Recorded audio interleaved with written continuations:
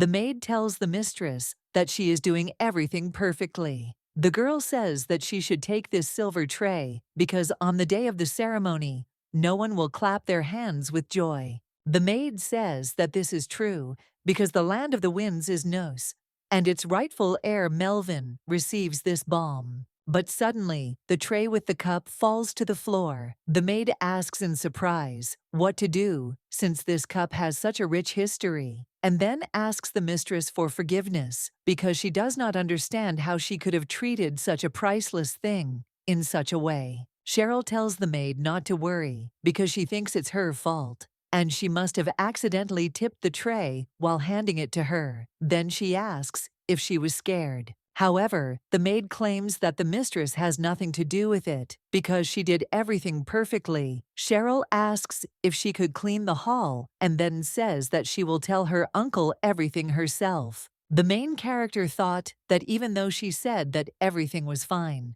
she understood that he would most likely scold her. The brother asks the girl if she came to see her uncle and says that unfortunately he is now at a meeting. Sharon asks if he has a lot of things to do. He replies that he has a lot because his uncle is about to leave his post as the head of the fortress, so he needs to have time to sort out a lot. The young gentleman asks his sister what she has behind her back, but suddenly the girl stumbled and her brother supported her by grabbing her sleeve, and then he lifted her up in his arms. He sat the girl down and said that he thought these shoes were terribly tight and that they were rubbing her feet too much during her hard rehearsals. The main character explains that she wore them for the first time. Melvin tells her to remember that no matter what she does or how she behaves, she is his only sister, of whom he is very proud. He says that because of the upcoming ceremony, she does not have to dress inappropriately for her age. The guy says that he would like her to slowly develop into a confident girl. The lady explains that she just thought she needed to look appropriate in front of all the people who would be coming to the ceremony. The young gentleman asks to believe him and then says that they will definitely fall in love with her right away, and he claims that if anyone asks what is the most valuable thing in their castle, he is sure that everyone will call her name. Sharon explains that it's not that she wants something like that. He suggests that she go and then drop in on her uncle, since Fel has decided to come to them. Melvin explains that he simply wanted to make sure that the preparations for the ceremony were going well. Then he smiles and says that he has taken on the duties of the high priest. The young gentleman looks at the cup and says that he doesn't think it's a good idea to let Fel see it. She says that's putting it mildly because she thinks that if Fortress Chief Blair found out about it, they might even have to postpone the ceremony. The guy agrees with her and says that this is definitely in his spirit and believes that although he is his friend, he is still quite prim.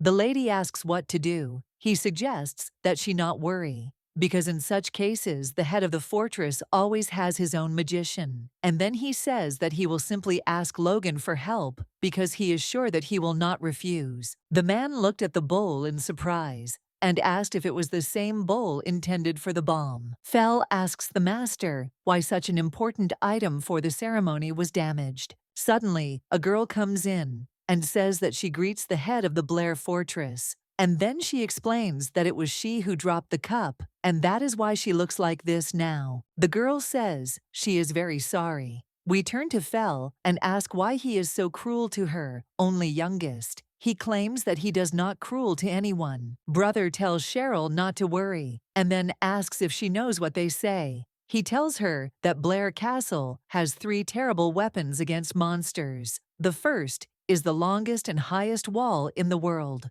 Clark, the gentleman, explains that the second knightly order is Blair, who is unquestioningly loyal to the owner of the castle, and the last is the head of the fortress himself, Blair Felix, with his stern expression. The girl tells her brother that it is impolite to talk about the owner of the castle like that, and at that time she thought that even in ordinary life, Felix's face looks quite creepy, and she thinks that if you look closely, he is very handsome, and maybe he is the most ideal person created by God. Melvin tells his sister that she has been staring at Fel for too long. He says that except for his stern face, he is a nice guy, but he still thinks that she is too young to fall in love with him. The young gentleman turns to Felix and says that although Cheryl is very sweet and beautiful, he shouldn't even dream about her until she turns 18. And then he claims that he won't just leave it like that. The girl suggests that her brother calm down. Melvin pats his sister on the head and says, "It's just a joke." He explains that he's just too happy to have both a beloved sister and a best friend, and that's why he's talking nonsense. The young gentleman explains that he has had a lot to do and therefore feels a little drained and suggests that the fellow not take it seriously. The man with black hair says that it seems he is not so frivolous. Melvin tells him not to worry about the cup because he will go to Logan and ask him to fix everything. The young gentleman looked at these guys and said that if you think about it, when they get married, Fel will also become part of his family. Hearing this, the sister asks in surprise what he is talking about. The brother replies that then his friend will become something like an older brother to him, and asks if he is speaking correctly, and in response, he only heard a smile. The young gentleman offers him to agree, and then asks what could be better. And at that moment, Cheryl blushed. In the evening, the girl could not fall asleep because she understood that as soon as morning came, it would be time for the ceremony. Were no incidents except for the frame of her parents' portrait that she accidentally broke. And the brother, albeit ineptly, was able to fix it and then hung it at her eye level. He assured his sister that everything was fine. The girl mentally tells her mom and dad that her brother is very caring, and she believes that he will definitely become a wonderful leader of the Noose fortress. Suddenly, Cheryl saw her brother. He picked her up and then hid her in the closet. The young gentleman tells the girl that she must listen to him carefully and sit very quietly in the closet. He asks her not to give herself away, no matter what happens and no matter what sound she hears. And then he tells her that Fel will come for her. Melvin tells her to be sure to fill in his words and claims that Felix is the only one she can trust, only him alone. The main character saw that her brother was wounded. However, he asks if she understood who she should trust. The girl answered that Felix Blair. He says that she is smart and only he can protect her. And then he hugs the girl and says that he loves her. Melvin suggests that his sister wait a little bit and then explains that it won't take much time. And he asks her once again to remember his words. Sitting in the closet, the main character does not understand what is happening now, and she became interested in whether the war has really begun. She thought about her brother, bleeding red liquid. The girl saw the dress that her brother gave her for her to wear to the ceremony because he thought it suited her very well. But suddenly, the young lady heard the clanging of swords and saw a small hole in her brother fighting with someone. Melvin asks who sent them. The men ask if he didn't understand anything, and then explain that they are knights of the fortress of Noose. The young gentleman asks in surprise why they are lying. And at that moment he thinks that he will not allow anyone to approach Cheryl. Sitting in the closet, the main character does not understand what to do, and also wonders if everything will be okay with her brother. She does not understand whether she should go out and help him. And then she remembers his request that she should not give herself away, no matter what happens, and no matter what sounds she hears. Cheryl hugs the dress and thinks that everything will be fine, because she believes that Melvin is the direct heir of the Noose family, and there is no one stronger than him. The knight tells the Lord that he should no longer hold the lands of Noose in his hands. Melvin replies that the wind will remember their vile, impudent faces, and even their descendants, in whose veins this dirty blood will flow. He says that all the winds of the castle will curse them. Hearing this, the knight screams and asks how this freak dared, and then attacks Melvin. Suddenly, Cheryl saw that the sword had pierced the cabinet. The knight asks where the girl is.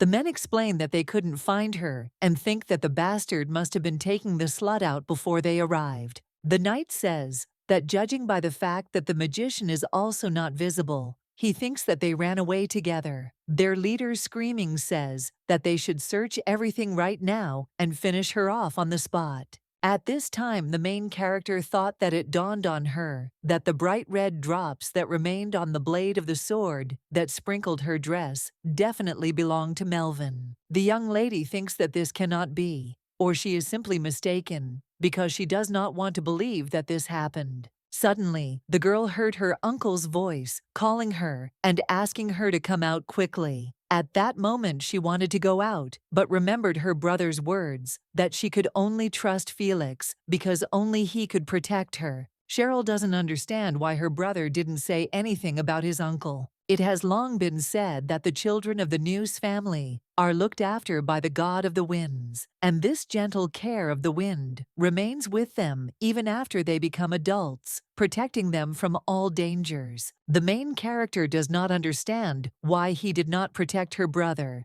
She believes that if the wind could not protect them, then let those who hurt her brother be accompanied by only a prickly headwind for the rest of their lives. When the uncle wanted to open the closet, Felix stopped him and suggested that the gentleman not move for his own good. Uncle asks the deputy head of the fortress in surprise what he is doing there, and then screaming asks what the hell he is doing now. The man with black hair replies that he is doing his duty to protect everything connected with the Blair family, and therefore advises not to interfere with him. Felix opens the closet door and says that he has come for his bride, whom he intends to take away. The gentleman screams and asks which bride he is talking about, and then claims that Cheryl is only 14. At this time, Felix thought that the girl was in pain now because she saw her beloved brother for the last time, exactly like this. He thinks that it is necessary to capture the end of Melvin. The uncle screams and says that he will not allow this, and then asks if he has forgotten that no stranger has the right to interfere in the internal affairs of the fortress. The master turns to his servants and asks why they stand like statues,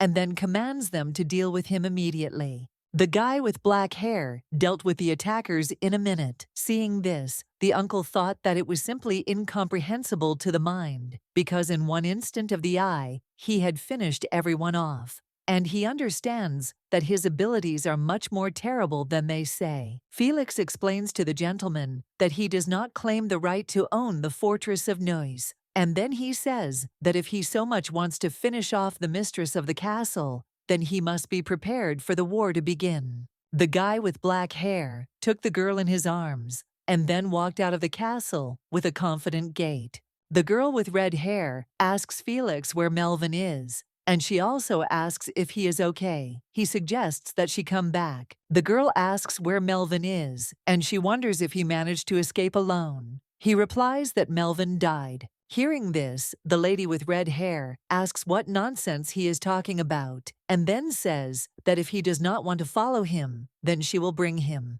The gentleman asks Bess if she understands what this looks like, and then he says that the magician of one castle is trying to get into another, and he asks if she really wants to start a war. The lady says she doesn't care, and let this damn war begin, and then screams and suggests a massacre, because all she needs to do is finish off Uncle Cheryl and all his bastards. Felix turns to the lady and says that this land was dear to Melvin. Hearing this, she began to cry, and Felix suggests returning. At this time, the main character remembered her brother's words, that Felix Blair is the only one she should trust, because only he can be relied on, and only he can protect her. The girl had a dream that her brother had disappeared somewhere, and she couldn't find him. Cheryl found her brother and says that she looked everywhere for him, and claims that he can't disappear so suddenly, and then asks if he forgot what day it is. Melvin replies that he hasn't forgotten, because today is the title ceremony, and he thinks that little Cheryl really likes to dress like a real grown-up lady. The young gentleman asks the girl if she waited for the ceremony, only to show herself in all her beauty. She assures him that this is not the case, and the brother suggests not to pretend, because everything is visible on the face. Cheryl tells her brother that she wishes him a happy birthday with all her heart. Then she says that she won't say anything more, because they will see each other later at the ceremony. Melvin tells his sister to stay late, and then he hugs her and tells her that he loves her more than anything in the world. At this time, the main character thought that when her brother speaks like that, she wants to answer him the same way. After all, she understands that she loves only him more in this world. They say that God has two viceroys among people, the king and the high priest. The position of high priest was passed down through the family of saints, but the king had to be found through human wisdom. The high priest, who had divine vision, looked at the candidates, and the average owner of the castles, who was loved by the forces of nature, nominated for the position of ruler, the one who was truly an outstanding person. The king, understanding that he was the viceroy of God, had to bring benefit to all his subjects, and the state, in which everyone fulfilled his role, prospered, and the land was fertile, and people lived in abundance. However, as always happens in history, people whose pockets were already filled to the brim began to want more. For the sake of their own selfish goals, they began to give up what they already had. It was a duty of justice, but in addition, they lost faith in God. People sold and bought power and received money as payment for fraud. They had long since lost the desire to seek a king sent by God, and the owners of castles began to choose a king for themselves. At this time in the Blair fortress, the knight tells his friend that yesterday the head of the castle behaved strangely. After all, he suddenly left the castle in the middle of the night with the magician and then returned, bringing some girl. The man asks if this could be his daughter, whom he has kept hidden until now. The knight screams and replies that he has completely lost his mind, and then explains that he is only 18 years old, although he looks much older, but he cannot possibly have a daughter. The man offers to listen to him because he thinks that it would be better if they kept quiet. They would seem much smarter, and then he suggests that maybe this girl is the illegitimate child of the previous head. The knight says that this is nonsense because everyone knows that the members of the Blair family always follow the rules and are disciplined as hell. After all, they are always devoted to their work and never bother those who are lower in position for nonsense. The man says that it is impossible for one of them to have a child out of wedlock. Then he asks another guard what is wrong with his face. He replies that everything is fine and explains that he just misunderstood something. The guard explains that not long ago, the owner brought a little girl in his arms, and he settled her in the bedroom next to him. Blair can live in this bedroom. At this time, the head of the fortress entered his room and saw the prince. The guy with blonde hair asks if he really decided to abandon the dying man. He says that it was so wonderful for him that he could not be taken so easily. However, that time he really went to another world. The prince asks if he really liked his sweet little sister so much because he can't understand where his loyalty has gone. Fel replies that it has nothing to do with his liking of Cheryl Noose. He explains that his concern for her is due to the fact that she has been the treasure of Melvin's life. The prince says that in any case, with his help, he barely survived and crawled here, and then asks if he is glad that he survived and offers to thank him. Fel says thank you, and at the same time he saw Cheryl in front of his eyes. The young gentleman asks the girl if she woke up. The lady replies that she has been up for a long time. He explains that it will most likely be a bit abrupt, but some points need to be clarified. Fel explains that they are now in Blair Castle. The girl replies that she knows it. The guy says that besides that, she will live here as his bride for some time. The main character was surprised to hear this. He says that he will soon try to get permission from the gentleman so that she can officially become Cheryl Blair. Fel says that to obtain this permission for the engagement, cooperation from the castle of Noose will be needed. Knife believes that however they have no reason to refuse. The young gentleman explains that after that she will become a member of the Blair family and will be under his protection. However, in order to pull this off, her consent is necessary. He claims that he did not have the strength to come up with a better plan. The magician understands that if she refuses, he will try to find another option, and therefore asks her to think carefully about this offer. He says that if the lady has any questions, she can come to his office at any time. Felix says that first the issue of her clothes needs to be resolved. The girl replies that she doesn't care what she wears, and then asks if there are clothes that were once worn by servants. The young gentleman replies that there are no servants in the Blair castle, and the first rule of their castle is independence and autonomy. But since the situation is special now, he suggests that she have a good rest, and then Bess Winter will help her. Cheryl heard all this and asked why he was so kind to her. After all, she had heard that getting help from the castle's head mage was a great honor, and she was also interested in the fact that they trusted her so much. Fel explains that Melvin would have done the same thing. If the same thing had happened to him, he would have also protected what he wanted to protect. The main character understands that there was absolute trust between them, that nothing could destroy. Cheryl says that the only one she can rely on is Felix Blair, and these were her brother's last words. The main character explains that there is only one answer, and she agrees to his proposal. The magician thanks her for making such a quick decision, and then tells her to take care of him.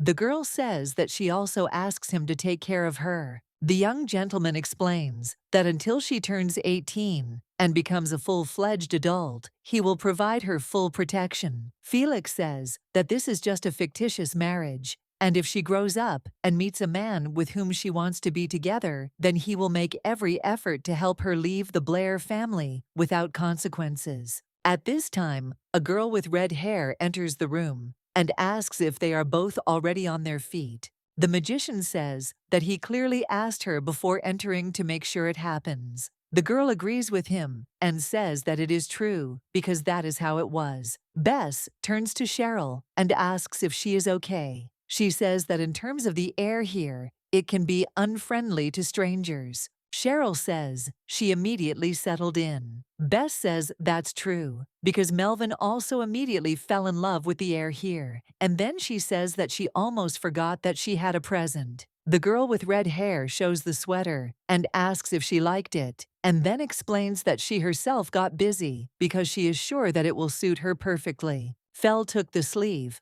but it immediately came off. Seeing this, Bess screams and asks why the hell he did this, and then claims that she spent so much effort and he tore it all. The guy explains that he would not like the clothes to be abused any further because he believes that all these flimsy stitches would come undone before Cheryl could take 3 steps. The girl with red hair screams and calls him a nasty little man, and the main character says that she will wear it. Hearing this, Bess is surprised and asks if she will do it for her. Cheryl replies that she is a little cold. Bess then suggests that she quickly go and change her clothes. The main character put on a sweater and says that she feels better now and then, thanks the lady magician. Hearing this, Bess asks Felix in surprise how he allowed her to abuse such a cute girl. He says that at least one can say for sure that it is difficult to call it efforts. The lady with red hair admitted that she was wrong,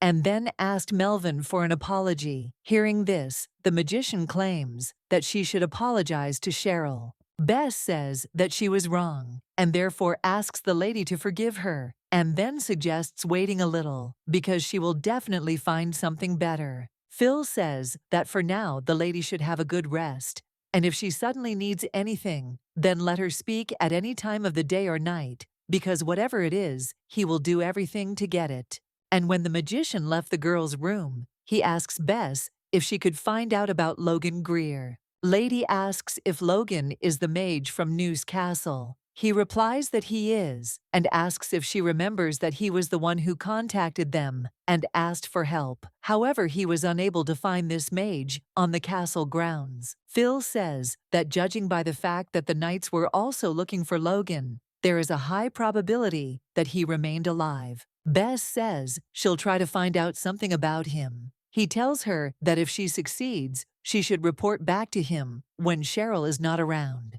Hearing this, the lady with red hair wonders why he explains that they need to wait until she has questions herself, since he believes that this will be the first task for Cheryl Noose. Late in the evening, sitting in his office, the head of the fortress, Blair remembers Bess's words that this girl is only 14 years old, and if it were Melvin, he would probably tell her everything first. Fel looked at the photograph of his parents and remembered how, when he was little, he came to their graves and, washing his face with tears, asked them not to go away and not leave him alone. The magician understands that neither he nor Bess can always be with Cheryl. Suddenly, Felix heard the girl crying, and then he went into her room and thought that now she had come to the realization, and until now this gloomy world seemed to her just a huge dark closet, that place filled with horror and despair in which she could do nothing. The young gentleman does not understand how he managed to pull her out of this closet, and then remembers that he simply extended his hand to her. Fel decided to extend his hand to the girl again. Cheryl touched his palm, but continued to cry again. The magician thought that perhaps Cheryl, being inside this dark, scary place, was simply waiting for the one who would rescue her from there. The girl cries, and then she hugs the magician and calls his name. At this time, Fel replies that he is next to her and does not understand why Melvin left this poor thing with him and left himself. The next morning, the main character greeted Felix and said that she really liked the clothes they picked out for her, and the ribbons on the sleeves were also very cute. The young gentleman says that he thought that she might need another pair of shoes, so he brought what he managed to find in the castle and offers to try them on for her. The girl put on the boots and then thanked them because they fit her perfectly. The guy says that he is glad that she is happy, and at that moment he thought that the girl looks much better. Cheryl apologizes and then asks if she can take a walk around the castle. He asks if she has rested enough in her room. The main character explains that everything is fine, and therefore she would like to walk on foot. The young lady went out into the corridor and saw that it was very clean, and there was no one there. She remembered that, at this time in the castle, there were usually servants running back and forth, and she realized that the young master was not lying when he said that they had no servants. Cheryl wondered who was doing the cleaning. Then, she thought maybe Felix was doing it, but thought that it couldn't be, because the boss was very busy, and he just physically didn't have enough time for such activities. The girl doesn't understand where she should go, and thinks that first, she needs to go to the right. The main character remembers that her brother always said that when she doesn't know where to go, she shouldn't stand still, but rather choose one of the sides. And if there's nothing there at all, she can always return to the beginning of the path. Melvin assured the girl that there was no need to worry, because all the winds of this world were looking after the children of Noose. Cheryl, standing in front of the stairs, thought that she should turn right. She remembers that Melvin said that they will protect even if she is not the heir of the family, like he is a brother. Melvin said that even despite this, the wind would always love her. The main character, going out onto the balcony, thought that it was the wind that brought her to this place, and then screaming she said, "Thank you." Suddenly, the girl saw a guy with pink hair, and he turns to her and asks her to give her name and where she is from. The guy came closer to the main character and was surprised, and his brother, who looked very much like him, asked where the boss managed to drag such a beautiful lady from, and his mind couldn't understand how such a cutie fell into the clutches of this cold-blooded beast. Saw them, she thought that they were twins because they looked so much alike. The guy says that they belong to the knightly order of this fortress, and his name is Uel, and his brother is Isaac. The girl asks if they are both knights of the fortress of Blair, and then says that her name is Cheryl Noose, and she is very happy to meet them. The boys looked at the young lady and said that she was very cute. Isaac tells the lady that if the head of the fortress dares to lay a finger on her, then she should immediately tell them about it. Since he believes that they are twin knights from the Moss family, they will definitely make every effort to get her out of there. The main character assures that everything is fine. Ewell looked at the road and then asked in surprise if the rumors about the young lady had reached the elders of the Blair fortress so quickly. The young lady saw the carriage from which the lords were getting out and thought that the elders and the head of the fortress also always gathered to make important decisions. Cheryl realizes that the meeting most likely has something to do with her. Isaac suggests just to watch because it seems to him that the question is quite serious, and the brother says that the elders took their daughters with them. UL reports that the daughters of the elders of Blair Castle are known to have even colder and harsher personalities than their fathers, and he understands that if they start talking, even the head of the fortress himself is not always able to cope with them. The young lady thought that these girls were quite scary. All the lords gathered at the meeting, and the leader says that he decided that he would not believe the rumors until he saw everything with his own eyes, and then he says that they turned out to be true. Felix says that they were expecting them, and it seemed to him that they were supposed to arrive at such and such a time. The gentleman asks in surprise how it is to be understood that he did the deeds anyway, and without telling them anything, and also wonders whether the fact that he tried to find out their opinion can be regarded as disregard for the elders. A few minutes before the meeting, Cheryl approaches the leader of the fortress and tells him not to worry, as this is not the first time she will be participating in the Council of Elders. She explains that she has been through such a nuisance before. The main character says that she thinks that they can come in. At this time, Fel heard Melvin's voice, that she is his younger sister, but behaves decently, and he is very proud of her, and therefore he wants to pat her on the head. The elder turns to the head of the Blair Castle and asks him to say something. Felix replies that the rightful heir of the Noose castle was killed. Hearing this, the man asks in surprise if this is true. The young master replies that this is true, and that is why the title ceremony was postponed. He explains that the temple reported that the ritual was postponed due to insufficient preparation. Felix says that if there is no heir, then we can say that the preparation for the ceremony is really bad. The elder says that this is a terrible event, and the last direct heir of the Noose family is now here. The young gentleman explains that this is true, and claims that everything happened too suddenly, and that is why he was unable to tell them right away, and then he apologizes for this. The elder says that they now understand the circumstances of the young lady, and they understand why she suddenly had to end up here. The daughter tells her father not to overexert himself and asks him to allow her to continue the investigation. The lady with the long blonde hair says that the castle's leader will have to explain what happened in a similar way.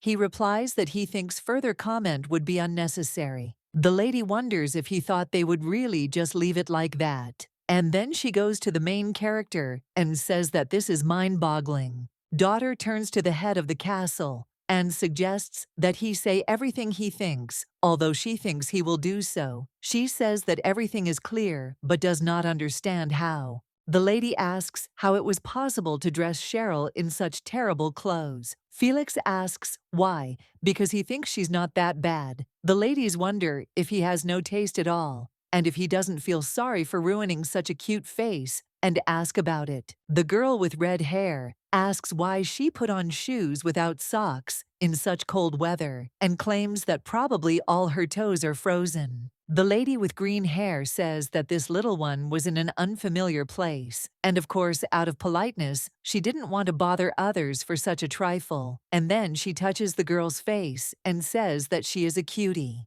The lady asks if she can leave this uncouth boor and become his bride, and then says that she has a lot of money. The lady says that she runs several large businesses, and if Cheryl wants, she can teach her how to run a business. The elder says that the daughter's expectations were fully justified because they said that there would be no decent clothes in the fortress, and another man says that their little ones are very wise. The gentleman says that he believed in the head until the very end, but upon arrival he wanted to grab the head of the castle by the collar. Felix asks them to calm down. At this time, the main character smiled because she thought that if her brother saw this scene, he would definitely laugh. After the meeting, the main character tells the master of the tower that it was her first time at a meeting of the elders of the Blair fortress, and therefore she was a little worried. But fortunately, everyone present turned out to be wonderful people. Felix says that's good. The girl asks if there was any information from Noose Castle. He replies that there wasn't, and then says that she already heard that the ceremony was postponed due to insufficient preparation. No more news. Cheryl asks if that means Uncle hasn't made a decision yet. The young gentleman replies that he thinks so, that Uncle has prepared thoroughly, having several scenarios in stock.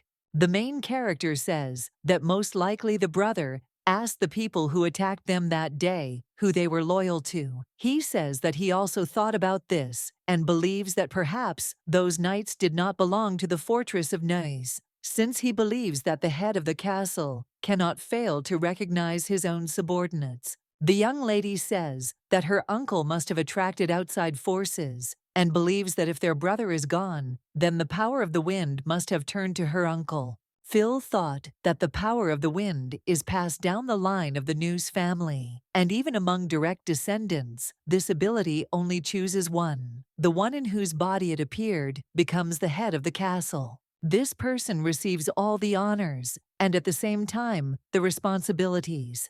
At this time, Cheryl left the land of the winds, and therefore the person in whom the power of the wind is most likely to manifest. Carl Noose. The main character does not understand why everything should go to him. And how can the one who killed her brother become the head of the fortress? The girl asks if any other bodies were found in the castle. He replies that this is exactly the case, since no one was hurt, but he thinks that it is too early to relax, and he does not think that those who know the truth will be left alone. Cheryl screams that if only she could help, everything would be different. But she thinks that is unlikely, because she understands that if she interferes, she will only make things worse by putting others in danger. The main character says that it turns out strange, because in order to untie her hands, the last name Blair is needed. She claims that it sounds pretty funny, but just one such change will make her uncle treat her differently. She understands that most likely she will have more freedom in making decisions. Hearing this, the young gentleman asks if she has something in mind. The young lady replies that of course she has a plan, otherwise she would not have said anything, and believes that she would not have a reason to be in this place now. The next day, Cheryl, walking down the corridor, thought that she was already used to it because it was deserted, and thought that it seemed like she had already managed to get used to this place without noticing. Suddenly, the girl heard screams that Bess was turning to Felix and saying that from that moment on she refused to be his magician. The lady screams and says that she said that she would just go and kill them all there, and then asks why he won't let her do it. The young master tells her to calm down, and then asks if she is serious, even though the information that was made public in Noose Castle. The lady with red hair asks how he can consider himself Melvin's friend. After this, Felix asks if she thinks that if she kills everyone, the King of Wisdom and the temple will sit idly by. Bess tells him not to make her laugh, and then screams, asking what they will do to her, and also wonders if he thinks that she is scared and will not be able to do it. The young gentleman asks Winter what she means by this, and also asks if she thinks that the ogre can change everything. The lady asks how they dare to say that Melvin committed suicide, and then claims that if that happens, the King of Wisdom and the High Priest will call him a man who erased himself and will destroy everything about him, starting with the record of his birth, explaining that Melvin himself chose this fate. Bess asks if he understands that they will remove the fact of his existence. She claims that if he is erased from all records like that, then he will not even be able to have a proper funeral. The lady says that because of that damn Carl, his friend died, as if he wasn't Melvin Newsome, and then he claims that he is a punk and asks if he really doesn't care that much. Winter says that there is no point in this conversation anyway, since she will only ruin her vocal cords. Felix says that if he lets her go so easily, then out of the three of them, only he will remain alive in this world. At this time, Bess opens the door and saw Cheryl, and then looked at the girl in surprise and realized that she heard everything and hugged her. The main character went into Felix's office. He says that Bess has only just realized it. The young lady asks if he is talking about her brother dying. Fel replies that this is true because he believes that Bess is not at all used to hiding her emotions and believes that it was probably very difficult for her and therefore wants to apologize for the impudence of his magician. The girl assures that everything was fine and therefore suggests that it is not worth doing, since she believes that on the contrary, she was even glad that Mrs. Bess was able to release her anger. Cheryl says that those who can't hide their feelings in some ways even seem cute. The young gentleman reports that Melvin also said something similar about Bess, only he said it a little more rudely. Phil remembers Melvin saying it was so cute that you could tell at first glance what was going on in her little head. And when Bess heard this, she screamed and asked what he was talking about. The prince said that she was ashamed now, and that was why she was pretending to be angry. The lady screamed and explained that it was not true, and said that he had made her angry.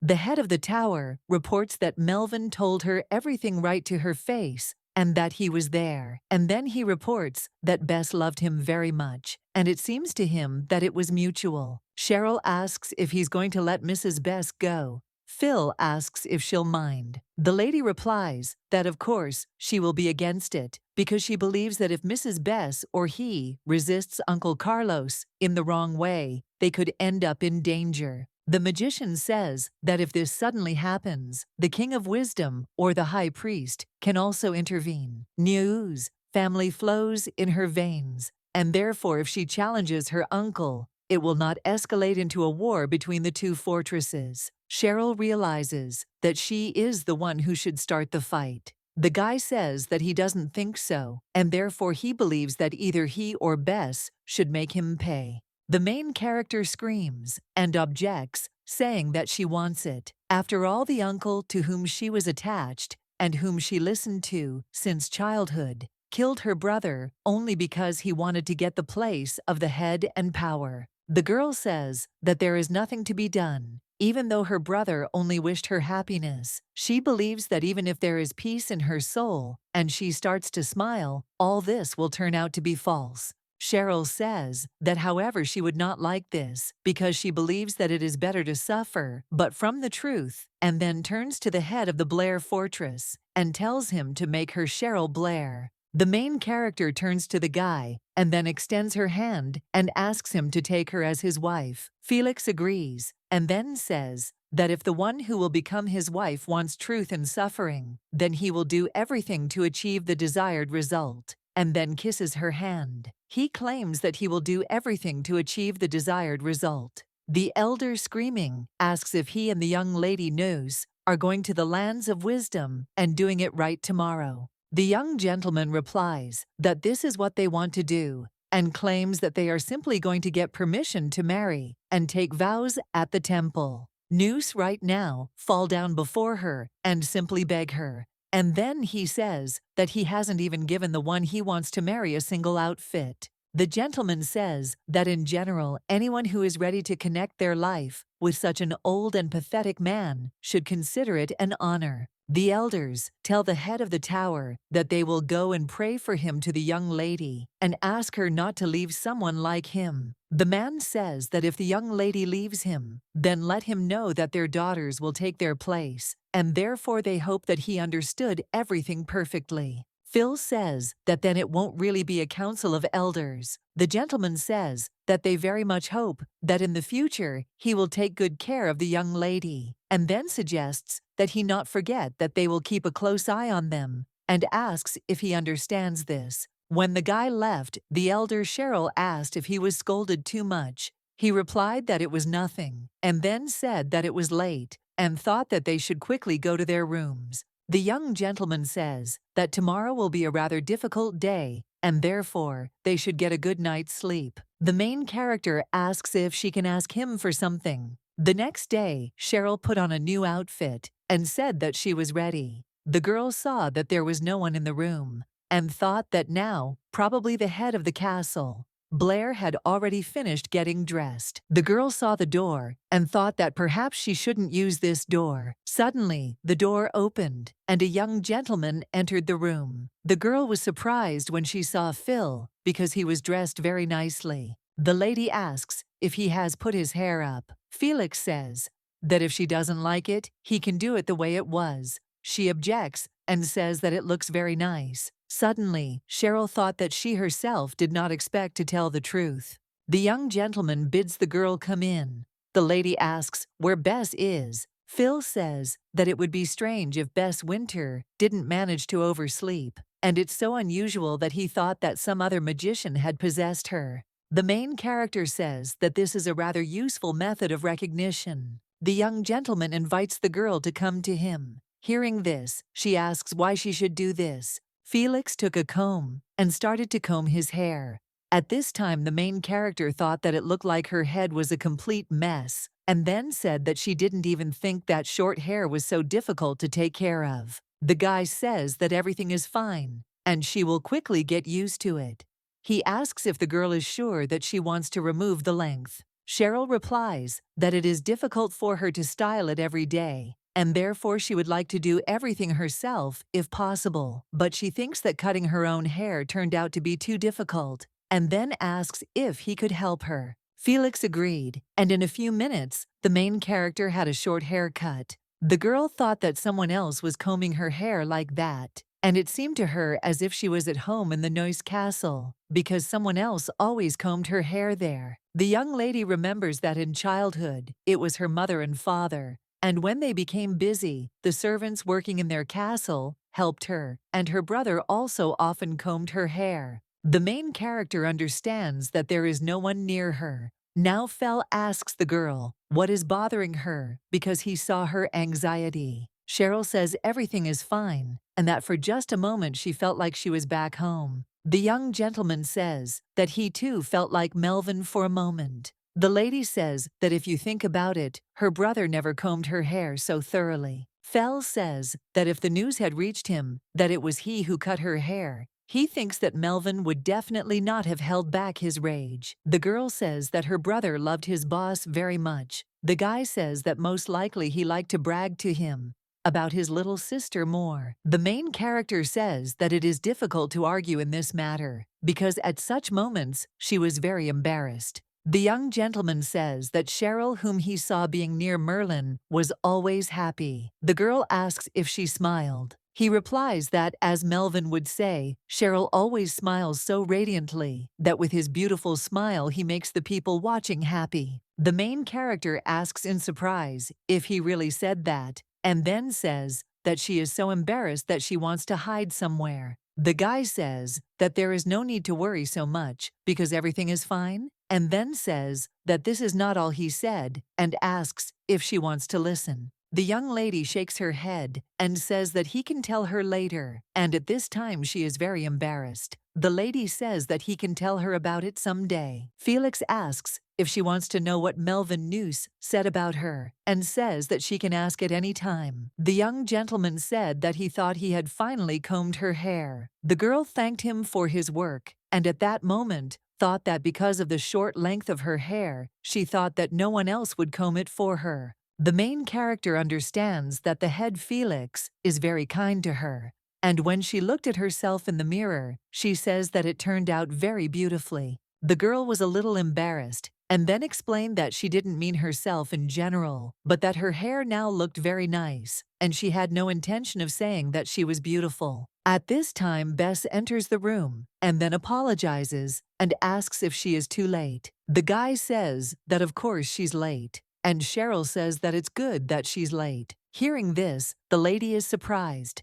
and asks what is good about her being late, and also wonders why she is the only one who is not in the know again. At this time, the main character thought that it was scary to even imagine what thoughts Bess was having at that moment. Winter hugs the girl and says that the more she looks at her, the more she reminds her of Melvin, and then asks if she got her hair cut. The girl explains that she had a hard time taking care of her hair. Bess says that the short haircut suits her. Phil says that it's time for them to leave soon. The mage says that she understands, and then asks if she just needs to transport them to the entrance to the lands of wisdom. Bess suggests that they both stand in a certain place and then move closer to each other, just like true lovers who are going to get permission to be engaged. She says that they need to show their most tender appearance. The magician says that when they get ready to go back, they should call her at any time, because she will find them right away. Bess reports that the elders of the council and their daughters say that he will get into trouble upon his return, and then ask if he has managed to do anything. Phil tells her to tell them that he was wrong. The magician smiles and says that she will definitely tell them that. The main character was surprised because in a few minutes she found herself in the guest room at the entrance to the land of wisdom. The girl remembers that in the past she had definitely been there and came with her uncle or brother, but she thinks that nothing has changed since then. After all, everything is quite luxurious, but she doesn't understand why she has goosebumps. The man says that he was waiting for them and then asks them to follow him because as soon as they arrive at the temple, they will receive more information about the priest and priestesses. At this time, the main character remembers her brother's words about whether she knows why this place is called the Land of Wisdom. The girl asks her brother if he thinks she is a fool, and then explains that she knows it is called that because the King of Wisdom, appointed by the high priest and the heads of the fortresses, lives there. Hearing this, Melvin smiled and said that she was smart because that was one of the reasons. Phil asks the main character if she knows why this place is called the Land of Wisdom. She replies that because the King of Wisdom lives there, and everything that is there was created and grown by the efforts of ordinary people. The guy agrees with her and says that they are able to create harmonious structures several times higher than them, and then asks if this can be considered a manifestation of genius. Phil turns to the girl and she apologizes and then explains that she was a little distracted. Suddenly he touched her hand and the girl thought that it was very warm with him.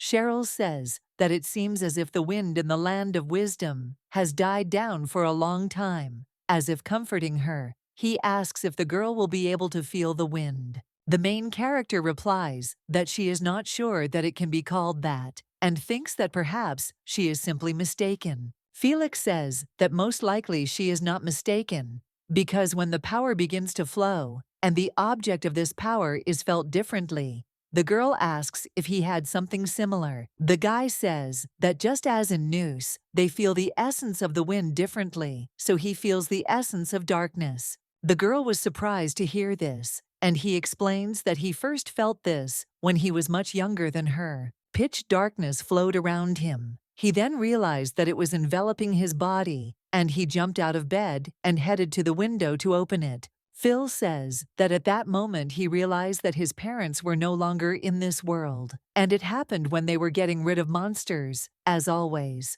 The young gentleman explains that they usually returned without serious injuries, and therefore, it never even occurred to him that something like this would happen. The girl says that she heard that they were very strong. Phil says that's why the elders tried their best to prevent the parents from arguing. Cheryl asks why he explains that their feuds made the Clark-to-Wall shake. Lady asks if they fought with real swords. The guy explains that his mother also shot with a bow, and the fame of her mastery of this weapon was known not only in the Blair fortress, but also beyond its borders. The father bragged about his wife's abilities on almost every corner. He said that she shot without missing, and his stories always made the mother blush. The young lady says that he has nice parents. He agrees with her and says that they were very strong. Cheryl asks if maybe she should learn how to handle a gun too. He asks why she suddenly wants to. The lady replies that it is because of the desire to become stronger. The guy explains that the weapon will not be able to make her right away because the power has several manifestations, and she can achieve this in her own way. Phil says he thinks she already has enough power. The girl turns to the head of the fortress and says that he is too kind to her. He thanks her for these words and then takes her hand. The lady explains that these are not just words, but the pure truth. Felix looked at the girl and saw that her face had turned red. She says that indeed, let him not joke with her and not chat about nonsense, but still sincerely worries about her and cares about her, and then asks if this is true. The guy at this time thought that he had nothing to answer. The girl says that he is a very warm person. The man apologizes for interrupting the conversation between two lovers, and then announces that they have arrived at the entrance to the temple. The priest says that now they will go with them to receive the sacred permission, and each of them will wait in his place, where he must cleanse his body and mind. He says that they are not allowed to see each other until tomorrow morning, and therefore, if they want to say something to each other, then they should do it now. Phil tells the girl that they will see each other later, and then takes her hand and puts something in it. The main character saw a note, and the guy tells her to be quiet, and explains that he wrote something for her, just in case. He suggests that she read it when she is alone in the room. After that, they parted. However, leaving Phil looked after the girl, and thought that it was impossible to use force there, without permission, and therefore he could not influence the place where Cheryl would be. The young gentleman understands that if she is in danger, he will not know about it, and assures himself that everything will be fine, because tomorrow his anxiety will disappear. The priest tells the lady that food is usually brought twice a day, morning and afternoon. He says that breakfast time has passed, and the next meal is scheduled after the afternoon prayer. Cheryl says that this place is very wonderful, and she thanks him. He explains that the prayers are held together with the ringing of the bell, and as soon as she hears it, she must drink the holy water in the prayer room to let God in. The priest explains that the second stroke of the bell begins the prayer, and the third marks its end. He says that at dawn, when the moon is fading, the bell also rings. The man informs her that the time for afternoon prayer will soon come. Before entering the room, it is absolutely necessary to bathe, so he advises her to do it right now. The girl asks if she needs to bathe before the dawn prayer. He says that of course she needs to, because her dirty mortal body needs to be washed thoroughly, and so tomorrow morning, at the appointed time, he will take her to the place of sacred permission. Cheryl asks if she can go for a walk in the garden. The priest replies that it is not worth wandering around the temple with such a dirty body, and then says that if she has no more questions, he will go. When the girl was left alone, she wondered if she smelled bad. She realized that there was no strange aroma, but she didn't understand why she had some kind of sticky feeling, and thought she needed to wash up quickly. The main character went into the bathroom and realized that the water in it was simply icy, and at that moment, she remembered that it was true that the local priestesses bathed in cold water. Cheryl thinks that everyone in this place is very cold, including the water. After a cold bath, the girl came to the fireplace to warm up. And at that time, she realized that warmth is so important because she believes that if she did not finish quickly, she would freeze to death. The main character remembers the words that her dirty body must be thoroughly washed, and she believes that for the first time, someone looked at her like that because in the castle of Noose, she had never encountered such a look. The girl understands that everyone was very friendly to her, both her brother and the servants, but she understands that there were also those who scolded her. However, this only happened when Cheryl and Merlin wandered into the kitchen and ate all the desserts or set fire to the autumn leaves in the garden. The man asked the boys if they could see the wrinkles on his forehead, and then he said that because of their thoughtless actions, the young gentleman had another one. The gentleman turns to the lady and suggests that she remember once and for all that she is a member of the sacred Noose family, which he and old man Donovan take care of. At this time, the main character became interested in how Elder Donovan was doing. Cheryl remembered that Felix had left her a note. The girl reads that the temple is usually unfriendly to people from the outside world, and therefore she should not take their words and actions to heart. The guy writes that she is beautiful, and they don't know her, so he thinks that they don't have the slightest right to judge her. After reading this, the main character thought that he was really very kind. She remembers that, in the past, she was very afraid of the head and froze at his every glance, and she didn't even dare to look him in the eyes. The girl believes that if she had found out a little earlier that he was such a person, she would have behaved differently towards him. Suddenly, Cheryl heard the bells ringing, signaling the time of afternoon prayer. She thought that she needed to enter the designated room. The young lady, when she entered the room, thought that it was so cramped there that there was no window and no ray of light, only pitch darkness. And she thought that this place looked like it had fallen out of time. The girl remembers that everything is the same as that night. However, she understands that she cannot think about such things in the temple because it is wrong to remember the horrors that happened then. The main character believes that what is important now is that when she returns home, she should become Cheryl Blair. While in the room, the young lady thought that she felt a wind blowing from nowhere, and it seemed to be enveloping her body from all sides. Cheryl asks if he doesn't want her to come in. However, she understands that no matter what happens, she has to go through this marriage ceremony. The girl remembers that she needs to drink holy water in the prayer room to let God in. The main character says that the Lord who gave permission to the winds is not a bear, and then a decanter to drink water. Suddenly, the young lady saw the man and was so frightened that the decanter fell from her hands. And at that moment, she understood why the wind was trying so hard to stop her. The uncle tells the girl that they haven't seen each other for a long time and calls her his favorite niece. At this time, Cheryl remembers that when she was little, her uncle came to visit them, and in his hand was her favorite chocolate. Carl gave sweets to his brother and told him not to tell Dad anything, and then called them little sweet tooths. Melvin enthusiastically called his uncle the best of all, and the little girl asks him to pick her up and throw her high. The main character remembers that when she and her brother came to the cemetery to see their parents, their uncle also came, and he said that they were wonderful people who were respected by everyone around them. Uncle then hugged the boys and said that he would always be their support. At this time, Cheryl does not understand how Uncle ended up in this place, and then she turns to him and calls him Uncle, and says that now she should not call him that. Carl says that he is even a little sad because she was always so nice to him, but now she is cold as ice.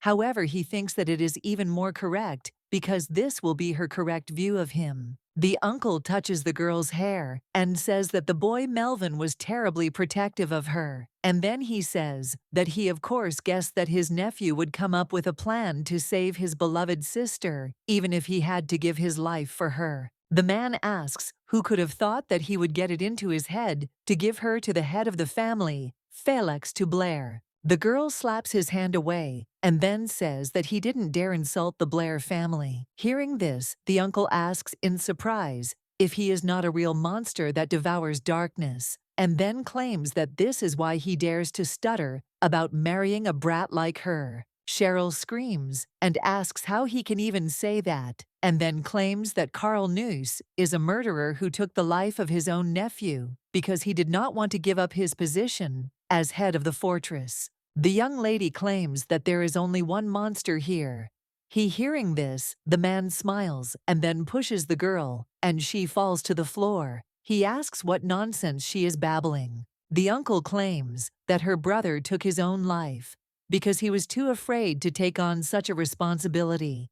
And now he is their uncle who loves his nephews, and he simply has to sacrifice himself to fulfill the duties he refused. Cheryl says that the wind will never forgive him. Hearing this, the man became furious and then began to strangle the girl. O claims that she lost her fear because he could kill her right now. The uncle let the girl go and said that he still had some feeling of affection, and therefore he simply had to tell her what had happened to her beloved brother. The main character asks what he is talking about. He explains that he is talking about hungry monsters because they ate his body and did not leave a single piece. Hearing this, the girl screams and says that this is all a lie and she does not want and will not believe it. The man asks why he would lie and then explains that he committed suicide and therefore now even a memorial service cannot be held for him. However, Cheryl claims that this is not true.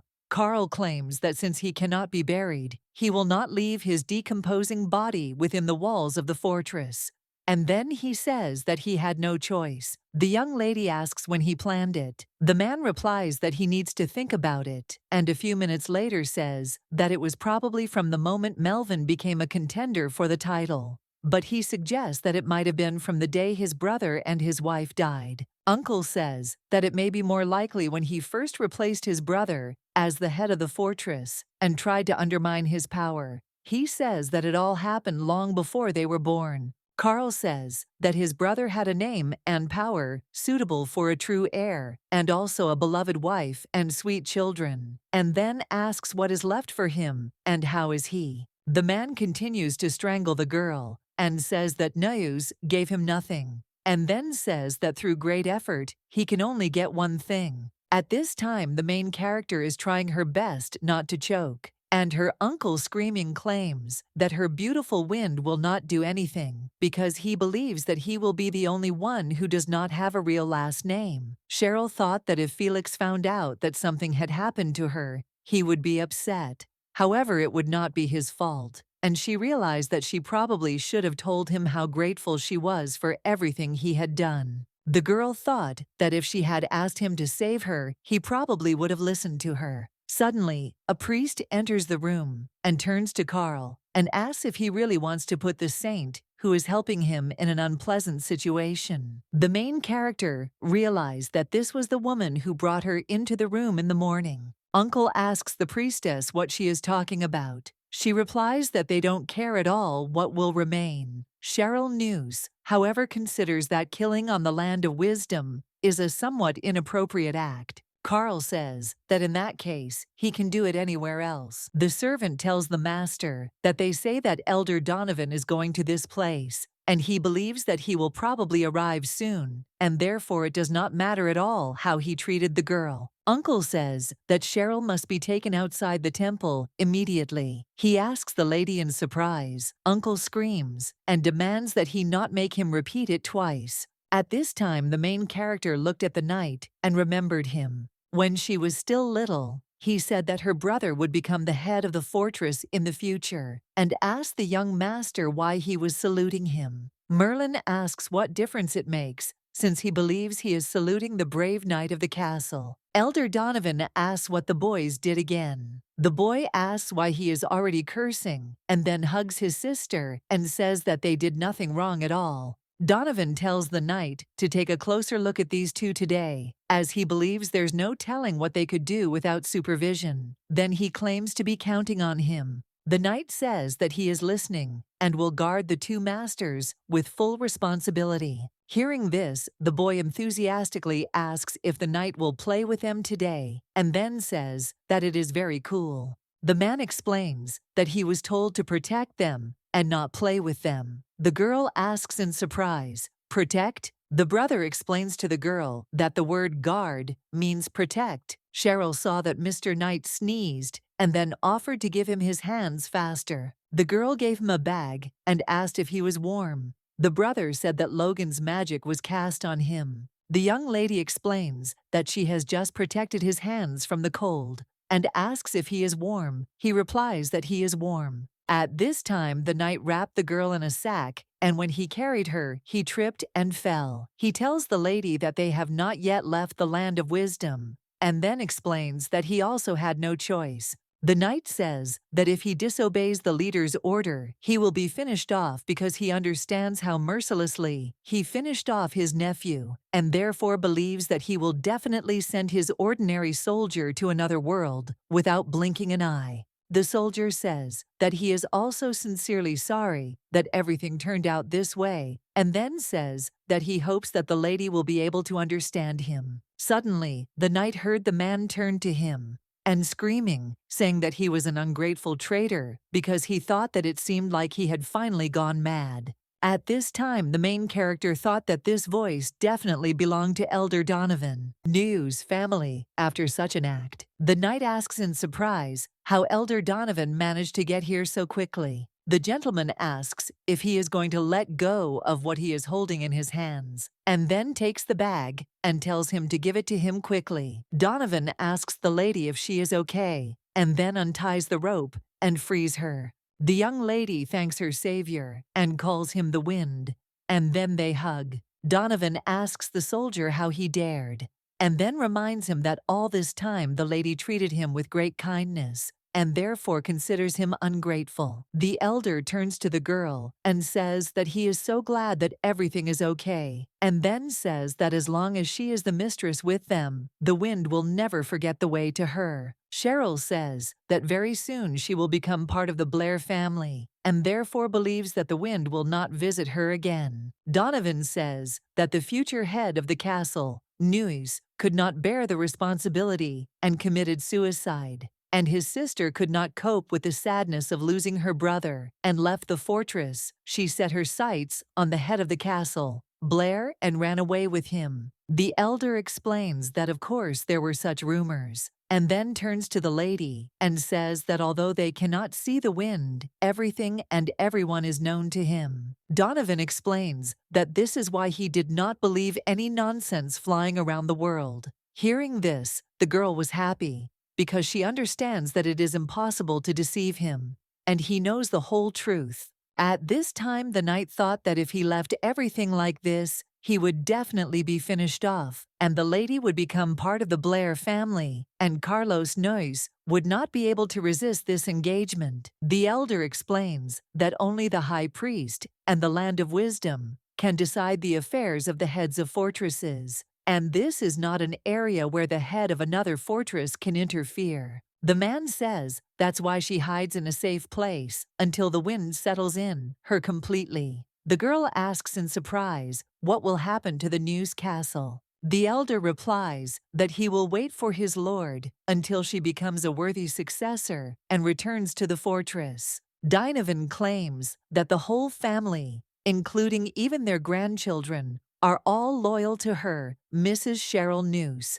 and so he says that she must definitely return and take charge of them. The man says that he, as a person who always took her grandfather's place, wants to congratulate her on her engagement, and he really wanted to tell her this personally. Cheryl claims that she will definitely return, and her name will be Noose. The elder says that he believes this. Suddenly, they saw a knight walking towards them with a sword in his hands, and then he quickly wounds the elder in the shoulder. Donovan says that he values only his own life until the very end, and then claims that he failed in his mission to kill the young lady, but in return killed the Donovan elder who stood in his way. The man says that if he understood everything, then let him disappear from his sight. Cheryl ran up to the elder and saw the red liquid on him, and then she screamed for help and said that the man needed help. The girl suggests that the man be patient for a little while, and then claims that she will bring a magician because she believes that they probably have a capable magician. Donovan objects and says that it is his body that he knows better than anyone. He tells the lady that she is the beloved of the wind, the sacred child of the Noose family, and insists that she always remember this. The main character looked at the man and then screamed, asking him not to leave her. In a few minutes, the priests ran over and covered the elder. The girl asks where they are taking him and what they are going to do with his body. Cheryl asks in surprise why no one is answering her. The priestess tells the lady that she must quickly wash her mortal body from the red liquid. Sitting in a cold bath, the main character reflects on the fact that the elder forgave her because he believes that she is to blame for everything. The girl wanted to have power so that she could protect them all. Cheryl remembers Donovan's words about how she should become part of the Blair family and gain power no matter what.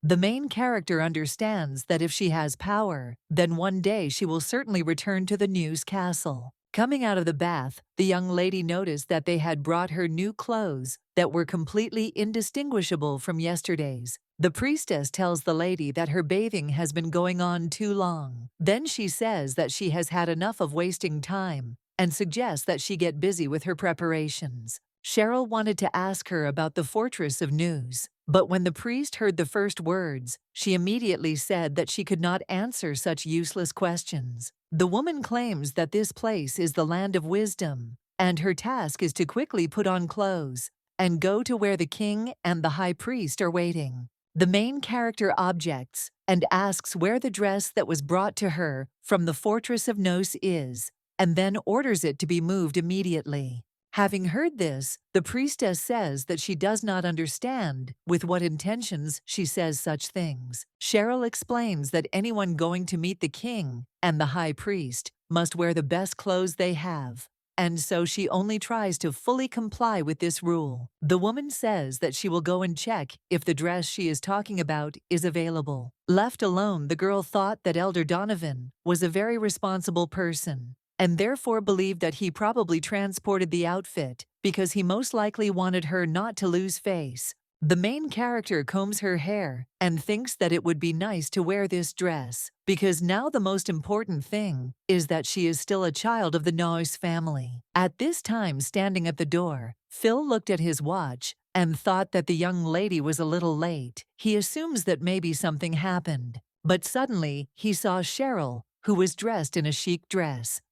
It was Snow White, personifying the fortress of Noose. The young gentleman wondered when she was able to put it on, and he assumes that something definitely happened that night. Cheryl extends her hand to the boy and tells him to go and ask for the place. He agrees and says that she is right because he thinks the time has come. The High Mage says that they should enter the High Temple together. He says that Felix from the Blair family and Cheryl from the Noose family should rise and look at them so that they understand if there is a lie hidden in their confession. The priest turns to Felix and says that he probably knows better than anyone that he is making a noise that is not typical for him. The man turns to Cheryl Noose, says that she is only 14 years old, and wonders if it would have been better for her to wait.